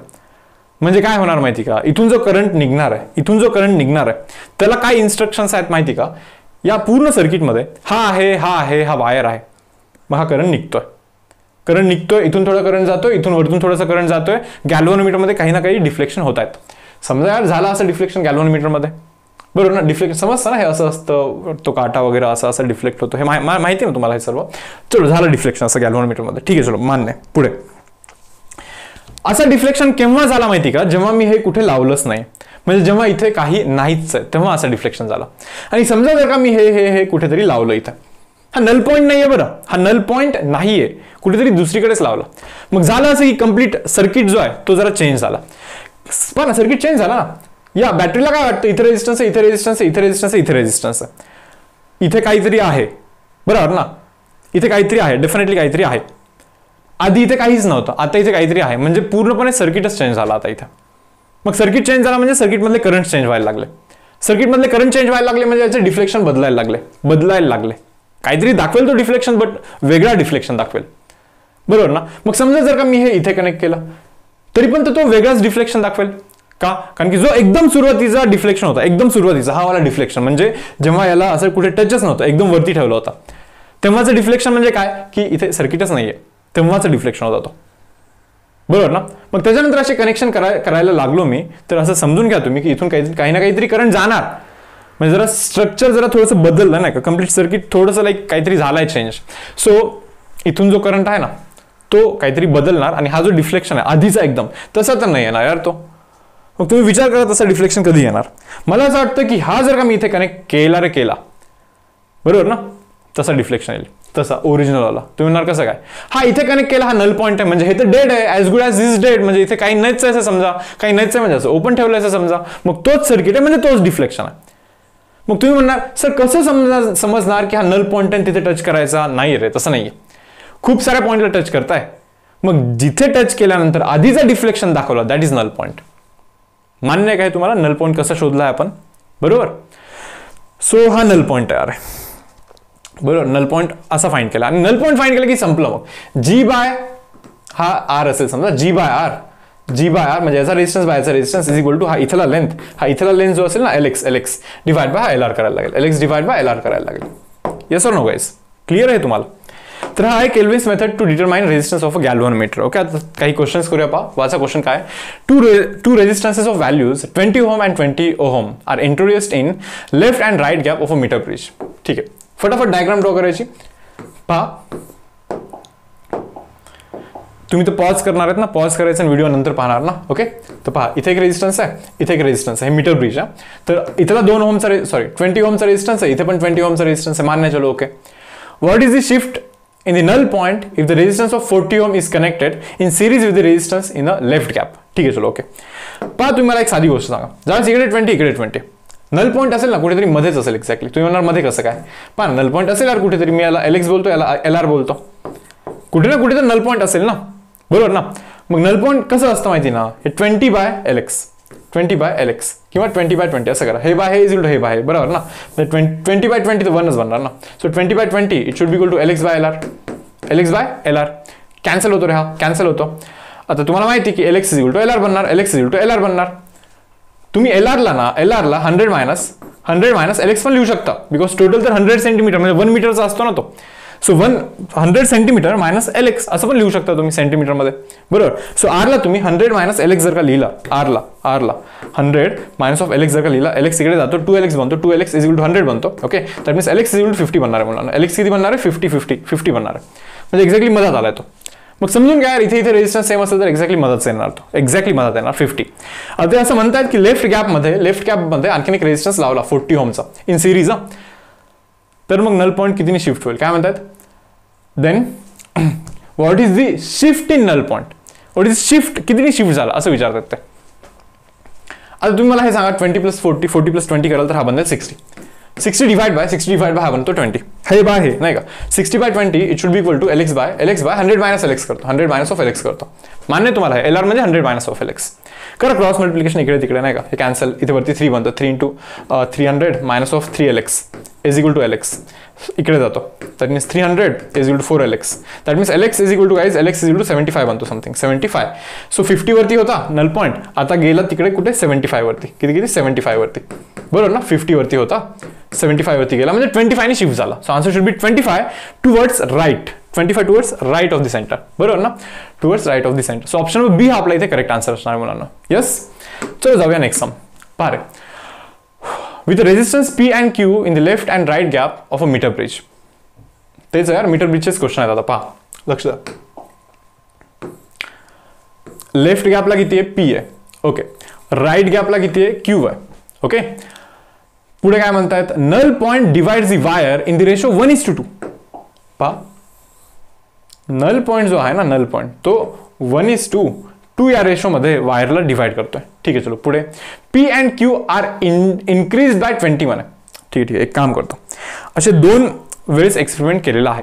पहिला एक्सपेरिमेंटची रीडिंग लिहा मग. चला, P डिवाइड बाय Q काय काय, P divide by Q it should be equal to 1 divide by 2. मान्य ना, हे बाय हे इज इक्वल टू हे by. So P by Q is equal to 1/2, बराबर. आता वेगळी डायग्राम काढतोय पहा मी इथे. P is increase by, both are increase by 21 आहे, ओके. P आणि इथे Q, हा बनतो P + 20 आणि हा बनतो Q + 20. किती Q + 20, Q + 20 बनणार आहे तो, बराबर. पहा आता काय विषय आहे आता इथे. Null point divides the wire in the ratio 3:4 मध्ये, म्हणजे असं केल्यानंतर ना नल पॉइंट कुठेतरी इथे येणार आणि तो ना 3:4 किती 3:4 अशा रेशोने डिवाइड करणार. तो तिकडे पाहिजे होता, जरा तिकडे 3 आणि इकडे 4 असं पाहिजे होतं, बट ठीक आहे, चलो केलं मी तसं ड्रॉ. मग काय करणार तुम्ही? P + 20 by Q + 20 it should be equal to, पहा रे, 3/4. मला असं वाटतं की या दोघांना हा डेटा सफिशियंट आहे, इथून तुम्ही आता सॉल्व्ह करू शकता. तुम्ही म्हणणार कसं काय, 2 तिकडे जातं, 2P is equal to Q बनणार. मग Qचा व्हॅल्यू 2P आहे यार, Qचा व्हॅल्यू 2P आहे, Qच्या जागी 2P लिहा. सो P + 20 इंटू तो 4 तिकडे जाऊन multiply is equal to 3 into Q + 20. अरे Q काय, Q तर 2P आहे ना, 2P + 20 करायला लागेल ना. हे दोघे जर का तुम्ही सॉल्व्ह कराल ना इक्वेशन, म्हणजे हे इक्वेशन जर का तुम्ही सॉल्व्ह कराल, अननोन तर Pच आहे ना, Pचा व्हॅल्यू काढा ना. मग Pचा व्हॅल्यू काढा, इथे टाका, Qचा व्हॅल्यू पण मिळेलच ना तुम्हाला. इतकं कॅल्क्युलेशन तुम्ही करू शकाल ना. एकदम बेसिक सम होता पहा. बेसिक म्हणजे काय, ठीक आहे, चलो. 2 कंडिशन्स दिल्या होत्या, त्या 2 कंडिशन्स व्यवस्थित रिप्रेझेंट करायच्या, ओके. कसं आहे माहिती का रे, तुम्हाला पाहते वेळी सोपं वाटतं, बट करते वेळी न्यूमरिकल करते वेळी तुम्हाला जर का अवघड जात असेल तर समजून घ्या, सिस्टमॅटिकपणे तुम्ही करत नाहीयेत, बरोबर ना. काय केलं सांगा यार, किती सोपं आहे. हे बाय हे तेच तिथे पण केलं परत, बट फक्त समजून घ्यायचं व्यवस्थित. तुम्हाला डायग्राम वगैरे व्यवस्थित ड्रॉ करायचे नाही, इतकंच काम करायचं तुम्हाला. आणि मी सांगतोय तुम्हाला न्यूमरिकलचा काउंट वाढवा फिजिक्समध्ये. कॉन्सेप्ट व्यवस्थित स्टडी करून न्यूमरिकलचं थोडंसं काउंट वाढवा तुम्ही, नक्कीच स्कोअरमध्ये ना थोडंसं इन्क्रीमेंट तुम्हाला दिसायला लागेल, ओके. तर पहा आता पुढे. पहा काय, resistances in 2 gaps of a balanced metre bridge are 10 ohm and 30 ohm. पहा परत डायग्राम तर व्यवस्थित इमॅजिन केलीच पाहिजे तुम्ही, ओके. काय रे, इथे 10 ओहम आहे, ओके, आणि इथे काय आहे 30 ओहम आहे, इथे 30 ओहम आहे. बरोबर. If the resistances are interchange the balance point shifts by. ठीक आहे, ओके. तर बॅलन्स पॉईंट काढू बरं इथे, नाही का. हे पहा, इथे 10 आहे, इथे 30 आहे, बरोबर. तर कुठेतरी नल पॉईंट असेलच ना, कुठेतरी नल पॉईंट असेलच ना. असेल यार. इथे LX लिहितो मी, इथे LX आणि इथे लिहितो 100 मायनस ऑफ LX. किती 100 मायनस ऑफ LX असं लिहितो. करा रे. 10/30 किती 10/30 is equal to LX divide by 100 minus of LX. 100 minus of LX करा क्रॉस मल्टिप्लिकेशन. हे 0 0 कॅन्सल होईल, 3 तिकडे जाईल, हा इकडे जाईल. So 100 minus of LX is equal to 3 into LX बनणार आहे तो, बरोबर ना. So 100 should be equal to 4 into LX. म्हणजे LX चा व्हॅल्यू काय बनणार मुलांना, 25 बनणार आहे. किती 25 बनलाय. तो 25 हा 75. तो 25 असेल तर बाय डिफॉल्ट हा 75. 25 इज 75. ओके, ठीक आहे. पुढे काय म्हणतात ते पहा. If the resistances are interchanged. हे बघा, रेजिस्टन्स इंटरचेंज जर का केला तर इकडे 75 बनणार, इकडे 25 बनणार. मान्य की नाही, बरोबर ना. तर मग ते म्हणतात की शिफ्ट नल पॉईंट कुठे शिफ्ट होईल म्हणे. Okay, then balance point shift by कितीनी शिफ्ट होईल असं विचारतात ते. हे पहा, साधी गोष्ट आहे, कितीनी शिफ्ट होईल पहा. काय जर का हे इंटरचेंज केलं ना तर इकडे 75 बनणार आहे. म्हणजे नल पॉईंट इथे येणार 75. आधी होता 25 इथे, आता बनणार 75. नल पॉईंट इथे बनणार. म्हणजे कितीनी शिफ्ट झाला, 50 ने शिफ्ट झाला. किती 50. Okay, so answer should be option number D, that is equal to 50. Okay, now see guys next question काय म्हणतात ते. क्वेश्चन व्यवस्थित वाचा, समजून घ्या. Okay, resistances in 2 arms of a balanced metre bridge are 5 and R ohm. Okay, पहा रे काय म्हणतात ते. इथे रेजिस्टन्स 5 आहे, इथे R आहे, मान्य. चलो ओके, पुढे काय. when the resistance R is shunted with an equal resistance. ठीक आहे, म्हणजे ते म्हणतात की R ला ना इथे एक जर का पॅरलल मध्ये आणखीन एक रेजिस्टन्स लावला एक्झॅक्टली R व्हॅल्यूचा, नाही का. मग ते काय म्हणतात, then the new balance point is at 1.6 L1. New balance point 1.6 L1 ला म्हणा. एक साधी गोष्ट इथे समजून घ्यायची असते मीटर ब्रिजच्या क्वेश्चन्समध्ये. काय सांगतो मी तुम्हाला, पहिले काहीतरी देतात एक कंडिशन, मग त्याच्यानंतर आणखीन एक काहीतरी असं, म्हणजे काहीतरी चेंज केलं आणि काहीतरी झालं असं, बरोबर ना. काय करायचं असतं माहिती का, एकदम डोळे बंद करून दुसरी कंडिशन सोडून द्या. जी पहिली कंडिशन दिली त्याच्यासाठी मीटर ब्रिजचा फॉर्म्युला अप्लाय करायचा. मग पहिला कंडिशन सोडून द्या. जो दुसरी कंडिशन दिला त्याच्यासाठीचा मीटर ब्रिजचा फॉर्म्युला अप्लाय करायचा. मग ते दोन फॉर्म्युले जे असतात ना त्यांचं कंपॅरिझन करून तुम्हाला आन्सर्स मिळून जातं डायरेक्टली. हाच एक बेसिक वे आहे. पहा मी सांगतो तुम्हाला, सध्या इथे असं आहे ना, असं असते वेळी इकडे 5 इकडे R असं असते वेळी इकडे L1 आहे आणि इकडे 100 मायनस L1 आहे. मग मी करतो directly 5 divide by R is equal to L1 divide by 100 minus of L1. हे इतकं करू शकतो मी, आता हे केलंय नाही का. आता पहा पुढे सांगतो मी काय. ते असं म्हणतायत की इथे जर का पॅरलल मध्ये आणखीन एक रेजिस्टन्स लावला R एक्झॅक्टली R व्हॅल्यूचा, तर R आणि R पॅरलल रे, म्हणजे हाफ होतो, R/2 होतो. करून पहा हवं तर. मग आता काय करणार मी, पहा 5 divide by R/2 it should be equal to काय म्हणतात रे, लेंथ काय होतो, बॅलन्स पॉईंट 1.6 L1 होतो म्हणे, बरोबर ना. म्हणजे काय 1.6 L1 divide by 100 minus 1.6 L1 असा विषय होणार की नाही इथे. सो असे दोन इक्वेशन आपल्याकडे आहेत. ते काय विचारतात आता, देन रेजिस्टन्स R इज म्हणे, Rचं व्हॅल्यू किती आहे म्हणे, Rचं व्हॅल्यू किती आहे असं विचारतात. मला तर इतकी गोष्ट समजते की या दोघांना जर का मी डिवाइड केलं, समजा हा 2 वरती जातो 10 बनतो, 10 divide by R is equal to 10 divide by R is equal to 1.6 L1 divide by 100 minus of 100 minus of 1.6 L1 असं बनणार आहे तो. काय चालू आहे, ओके 100 मायनस ऑफ 1.6 L1 असं बनणार आहे तो, बरोबर. एक काम करतो मी इथे 10 च्या ऐवजी 2 × 5 असंच लिहितो ना. म्हणजे 5 बाय R चा व्हॅल्यू तर ऑलरेडी माहिती आहे आपल्याला. So 2 as it is 5 bye R चा व्हॅल्यू तर हा आहे L1 divide by 100 minus of L1. Okay, that is equal to 1.6 L1 divide by 100 minus of 1.6 L1. L1 cancel होतो डायरेक्टली. हा तिकडे जातो, हा इकडे जातो. L1 चा व्हॅल्यू निघेल की नाही, L1 चा व्हॅल्यू निघेल की नाही, बरोबर. करायचं काय माहिती का, जो L1 चा व्हॅल्यू निघालाय तो L1 चा व्हॅल्यू इथे टाका इथे L1 चा व्हॅल्यू. ऑटोमॅटिकली R चा व्हॅल्यू निघेल की नाही काढायचा आणि आन्सर मार्क करायचं, कमेंट सेक्शन वरती मेन्शन करायचं. यस, पहा पुढे आता काय म्हणतात, resistances in a left and right gap of a metre bridge are 10 and 30. Okay, लेफ्टला आणि राईटला 10-30 म्हणे, 10-30. ओके, इकडे आहे 10, ओके इकडे आहे 30. ओके, देन नल पॉईंट कुठे ना कुठे येईल ना, नल पॉईंट कुठे ना कुठे तरी येईलच ना. इथे आला समजा नल पॉईंट. मग ते काय विचारतात माहिती का, ते विचारतात नल पॉईंट कुठे म्हणे, फ्रॉम सेंटर. असंच आहे ना क्वेश्चन, थोडंसं वाचा बरं. काय म्हणतात, if the bridge is balanced okay then the distance of a null point from the centre of the wire is, म्हणजे सेंटर पासून कुठे आहे आपला हा जो सेंटर ना एक्झॅक्टली सेंटर पासून नल पॉईंटचा डिस्टन्स किती आहे हे आपल्याला विचारतात ते, बरोबर. ठीक आहे यार, पहा आता काय होणार आहे. Same 10/30, 10 divide by 30 should be equal to Lx divide by 100 minus of Lx. करा cross multiplication, cancel. 100 minus of Lx is equal to 3 into Lx.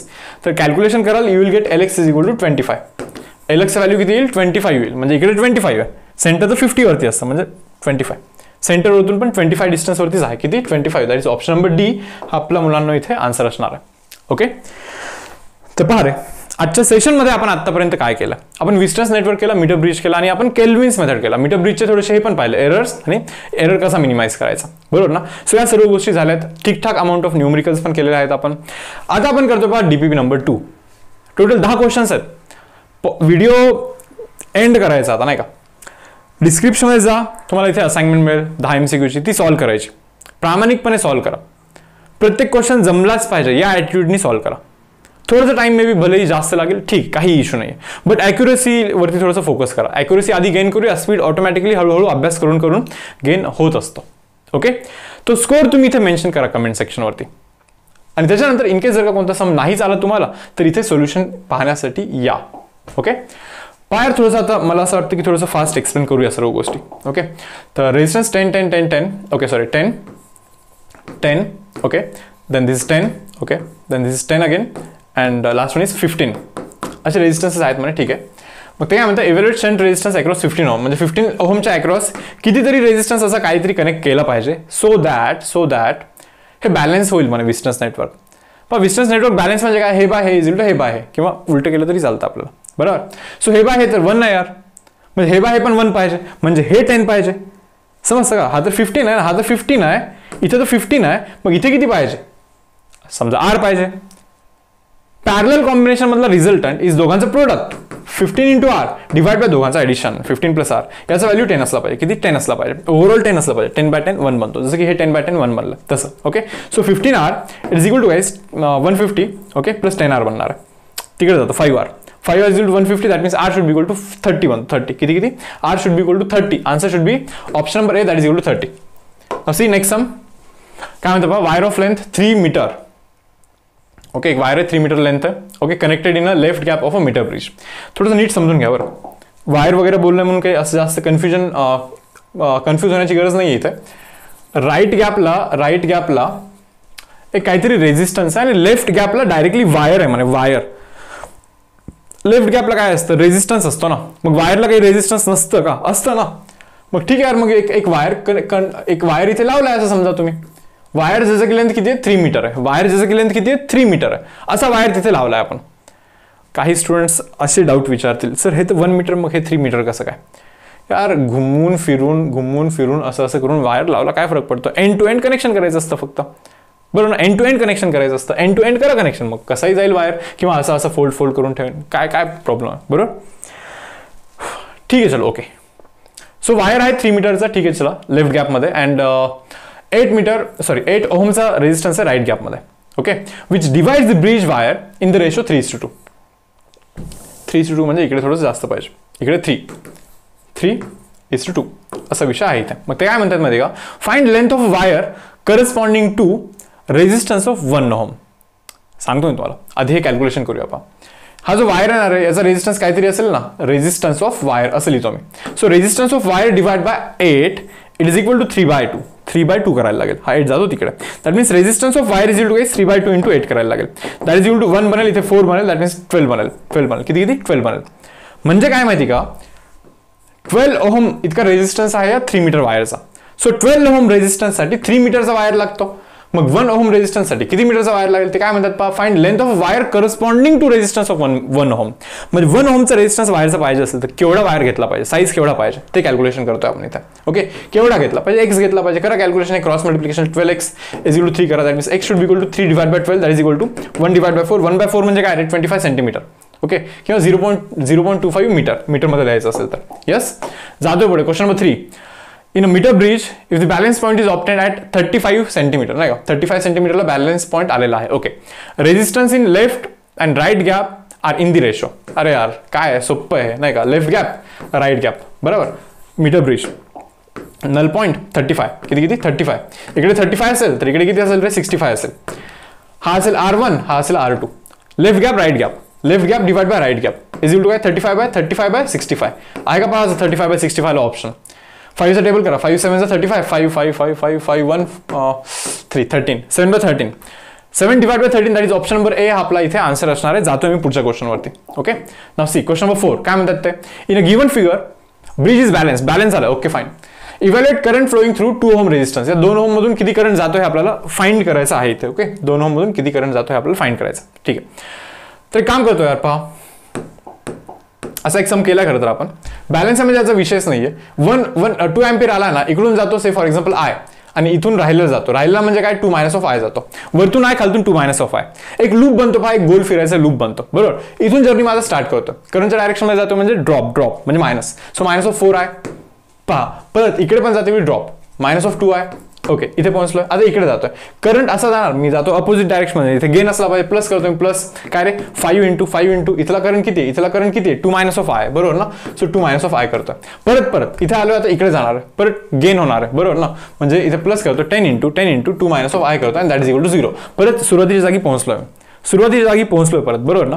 मग इतकं सर्व कॅल्क्युलेशन तुम्ही करा आयचा व्हॅल्यू फाइंड करा आन्सर तिथे मार्क करा. ओके जातोय पुढच्या समवरती. नाउ सी क्वेश्चन नंबर 5 काय म्हणतात. In a circuit shown metre bridge balanced condition मध्ये आहे असं ते म्हणतायत. ओके बाबा metre bridge wire has a resistance of 0.1 ohm per centimetre.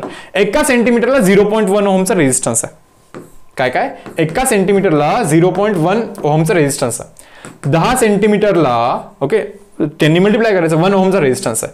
100 सेंटीमीटरला मुलांनो ओके 10 ओहमचा रेजिस्टन्स असणार. 10 मल्टिप्लाय करत चाललोय मी. ओके फाईन पुढे काय म्हणतात ते तिथे x आहे इथे 6 आहे. x divide by 6 is equal to पार इथे 40 सेंटीमीटर आहे इथे 60 सेंटीमीटर काय 40 सेंटीमीटर इकडे 60 सेंटीमीटर कॅन्सल 6 जातो तिकडे. So x is equal to 4/6 into 6 will get cancel. इथेच कॅन्सल होतो खरं तर. x इक्वल टू 4 बनतो. x इक्वल टू काय बनतो मला 4 बनतो. x इज इक्वल टू 4 बरोबर. म्हणजे हा इथला जो रेजिस्टन्स आहे तो बनतोय 4 बट काही चुकीचं तर नाही केलं ना मी जरा पाहतोय मी इथं नाही का. मग काय विचार value of unknown resistance x and the current drawn from the battery. Yes x चा व्हॅल्यू तर 4 आहे यार. मग तुम्ही तर काय डायरेक्टली ऑप्शन हाच लिहाल ना कारण की 4 वाला तर एकच ऑप्शन दिसतोय तुम्हाला. बट करंट पण तर फाइंड करायचं आहे. एंट्रन्समध्ये एक्झाममध्ये तर असंच मार्क करा बट आता करंट फाइंड करूया म्हणजे शिकूया ना की करंट कसा फाइंड करायचा बरोबर. करंट किती फ्लो होतोय बॅटरीमधून हे फाइंड करायचं आहे. पहा याचं जर का व्हॅल्यू 4 असेल 4 + 6 इज 10 किती 10 आणि 100 सेंटीमीटरचा पण 10 म्हणजे हे टोटल पण 10 कसं आहे पॅरलल 10 हाफ होतो 5 बनतो. किती 5 बनतो. शिकवलं ना तुम्हाला सेम असेल तर एक्झॅक्टली हाफ करायचं. जर का पॅरलल कॉम्बिनेशन असेल तर 5 बनतो. बॅटरी पण 5चा रेजिस्टन्स पण 5चा म्हणजे एक्झॅक्टली सर्किट कसं आहे माहिती का. बॅटरी 5 व्होल्ट आहे बॅटरी ओके आणि इथे एक रेजिस्टन्स आहे जो की 5 बनलाय. या दोघांचा कंबाईंड रेजिस्टन्स 5 बनलाय बरोबर. आपल्याला तर माहिती यार current is equal to V/R. Voltage 5 आहे रेजिस्टन्स 5 आहे 5 डिवाइड करा तर 1 बनेल. So answer should be 1 ampere. Answer should be 1 ampere. Okay पुढे 6 5 resistance are joint as shown in figure. असे जॉईन केलेत 5 रेजिस्टन्स. ठीक आहे equivalent resistance between point x and y. x आणि y मध्ये इक्वॅलंट रेजिस्टन्स काय म्हणा. बट तुम्हाला हे समजतं काय डिस्टन्स आहे 10 30 बरोबर ना. 10/30 सेम आहे डिस्टन्स नेटवर्क आहे. सो याचा विषयच नाही. तो जो मधला आहे ना मधल्याचा विषयच नाही काय. या मधल्याचा विषयच नाही बरोबर. मग आता x आणि y यांच्यामधलं रेजिस्टन्स म्हणजे काय हे किती रे टोटल सिरीजमध्ये 20 किती 20 यांचा किती रे 30 + 30 60 सिरीजमध्ये 60. मग 20 आणि 60 एकमेकांना कसं आहे पॅरललमध्ये. पहा ना हा आणि हा एकमेकांना कसं आहे पॅरललमध्ये. या 2 पॉईंटच्या अक्रॉस आहेत ना ते वरती आणि खालती बरोबर ना. सो पॅरललमध्ये. सो तुम्हाला काय करायला लागेल पहा एक आहे 20 दुसरा आहे 60 आणि पॅरलल कॉम्बिनेशनचा बेसिकली कॉन्सेप्ट इथे यूज करायला लागेल तुम्हाला. इथे एक वरती आहे एक खालती आहे बरोबर ना. तुम्हाला सांगितलं ना पॅरलल कॉम्बिनेशनमध्ये 2 रेजिस्टन्स असतील तर कसं करायचं वरती प्रोडक्ट खालती सम. प्रोडक्ट करायचं प्रोडक्ट आणि खालती सम किती 80 बनतो. 0 विल गेट कॅन्सल 1 इथे बनतो 4 बरोबर ना. So 60/4 that is equal to 15 60/4 that is equal to 15. So option number A हा आपला इथे आन्सर असणार आहे. ओके तर पहा स्पीड ऑटोमॅटिकली वाढतो. तुम्ही पाहिलं असेल तर हे क्वेश्चन्स फास्ट होतात बरोबर ना. खूप सारं प्रॅक्टिस केलं खूप सारे न्यूमेरिकल्स केले खूप जास्त प्रॅक्टिस केलं करत राहिलं नाही का खूप सारे MCQs ऑटोमॅटिकली असा स्पीड वाढणार आहे. मेजॉरिटी ऑफ लोकांना स्पीडचा थोडासा एक कन्सर्न असतो की सर एक्झाममध्ये टाइमच नाही पुरत म्हणजे आपण कुठे ना कुठे कमी आहे बिकॉज बऱ्याच साऱ्या मुलांना टाइम पुरत पण असतो बरोबर. म्हणजे आपल्याला कुठे ना कुठे थोडंसं आणखी जास्त काम करायचं हे समजून घ्या. बरोबर. पहा आता question number 7. In a circuit given below if internal resistance of a battery is 1 ohm. बॅटरीचा इंटरनल रेजिस्टन्स 1 ओहम आहे, जो की दाखवलाय का नाही. ठीक आहे, इथे दाखवतोय 1 ओहम. ठीक आहे, पुढे then what is the reading of ammeter. म्हणजे ते असं म्हणतायत की इथून करंट किती जातोय. बरोबर ना. रीडिंग ऑफ ॲमीटर मध्ये त्या ब्रँचमधून करंट किती जातोय असं ते आपल्याला विचारतात. अरे मान्य आहे तुम्हाला हे. मी एक काम करतो, तो जो डायग्राम आहे तो डायग्राम जरा इथे ड्रॉ करतो थोडंसं नीट व्यवस्थित. पहा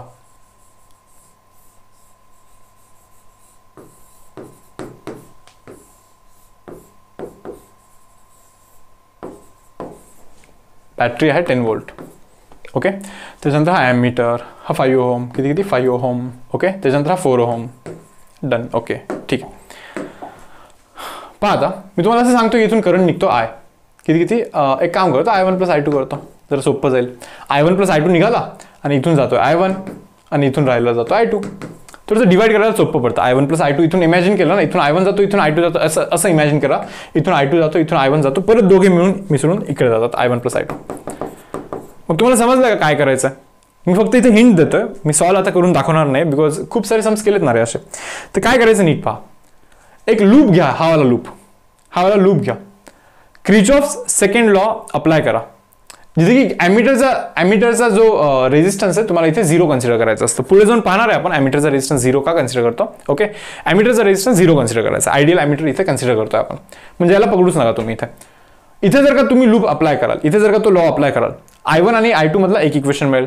सेम यार, परत आणखीन एक लूप घ्या, आणखीन एक इक्वेशन मिळेल. I1 आणि I2चं आणखीन एक इक्वेशन मिळेल. दोघांना सॉल्व करा. यू विल गेट I1 आणि I2चा व्हॅल्यू आणि त्या ऑप्शन्सला इथे तुम्हाला मॅच करायचं. ओके. ठीक आहे, चलो पहा नेक्स्ट सम. क्वेश्चन नंबर 8 काय म्हणतात. इन अ विस्टन्स नेटवर्क P दिलाय, Q दिलाय, R दिलाय, S दिलाय. ठीक आहे, पहा विस्टन्स नेटवर्कमध्ये इथे एक आहे, इथे एक आहे. ठीक आहे, इथे एक आहे. ओके. इथे पण एक आहे. इथे दिलाय 2, इथे दिलाय 2, इथे दिलाय 2, इथे दिलाय 3. मग ते काय म्हणतात म्हणजे what is the resistance S to be shunted in order that bridge may be balanced. 2/2 मान्य आहे. 2/2 1 बनतो. मग इथे पण 2/2 पाहिजे होता. मग इथे 3 आहे. मग 3 आहे तर मग इथे एक शंट रेजिस्टन्स कनेक्ट केला पाहिजे आपण पॅरलल मध्ये. बरोबर ना.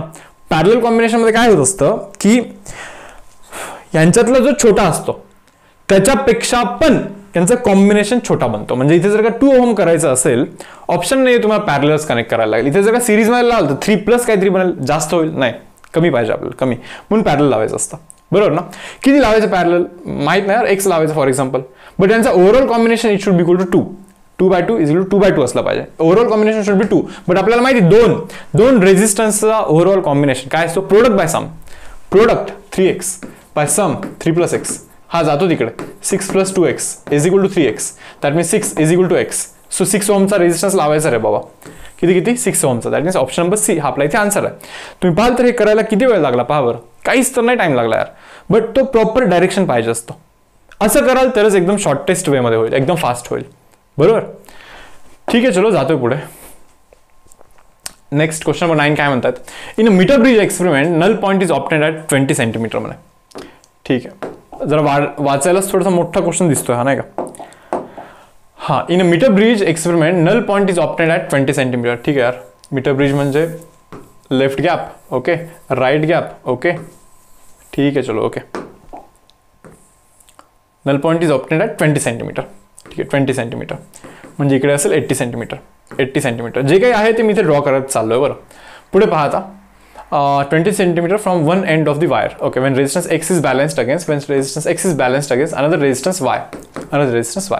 X ला Y सोबत बॅलन्स केलं की असं झालं 20/20 आणि इकडे 80. म्हणजे तुम्हाला काय करायचं, X divided by Y is equal to 20 divided by 80. 20/80 तर 1/4 बनणार आहे. That means X by Y is equal to 1/4 असं बनणार आहे. 4 तिकडे Y तिकडे. That means 4X is equal to Y बनणार आहे. 4X is equal to काय बनणार आहे, Y. करून ठेवा, बघूया कुठे लागणार आहे का. पुढे काय म्हणतात रे ते. Then where will be the new position of a null point from same end, म्हणजे त्याच एंड पासून null point कुठे शिफ्ट होणार आहे if one decides to balance the resistance of 4x against y. Okay, म्हणजे काय, कोणीतरी 4x ला y च्या अगेन्स्ट बॅलन्स करायचं जर का ठरवलं तर नल पॉइंटचं सिच्युएशन काय होणार आहे असं ते विचारतात. यार y म्हणजे असं 4x आहे यार. मग जर का मी इथे चुकून 4x केलं तर 4x म्हणजेच y, y आणि y म्हणजे सेम गोष्टी. अरे सेम म्हणजे एक्झॅक्टली मधात येतो ना नल पॉईंट.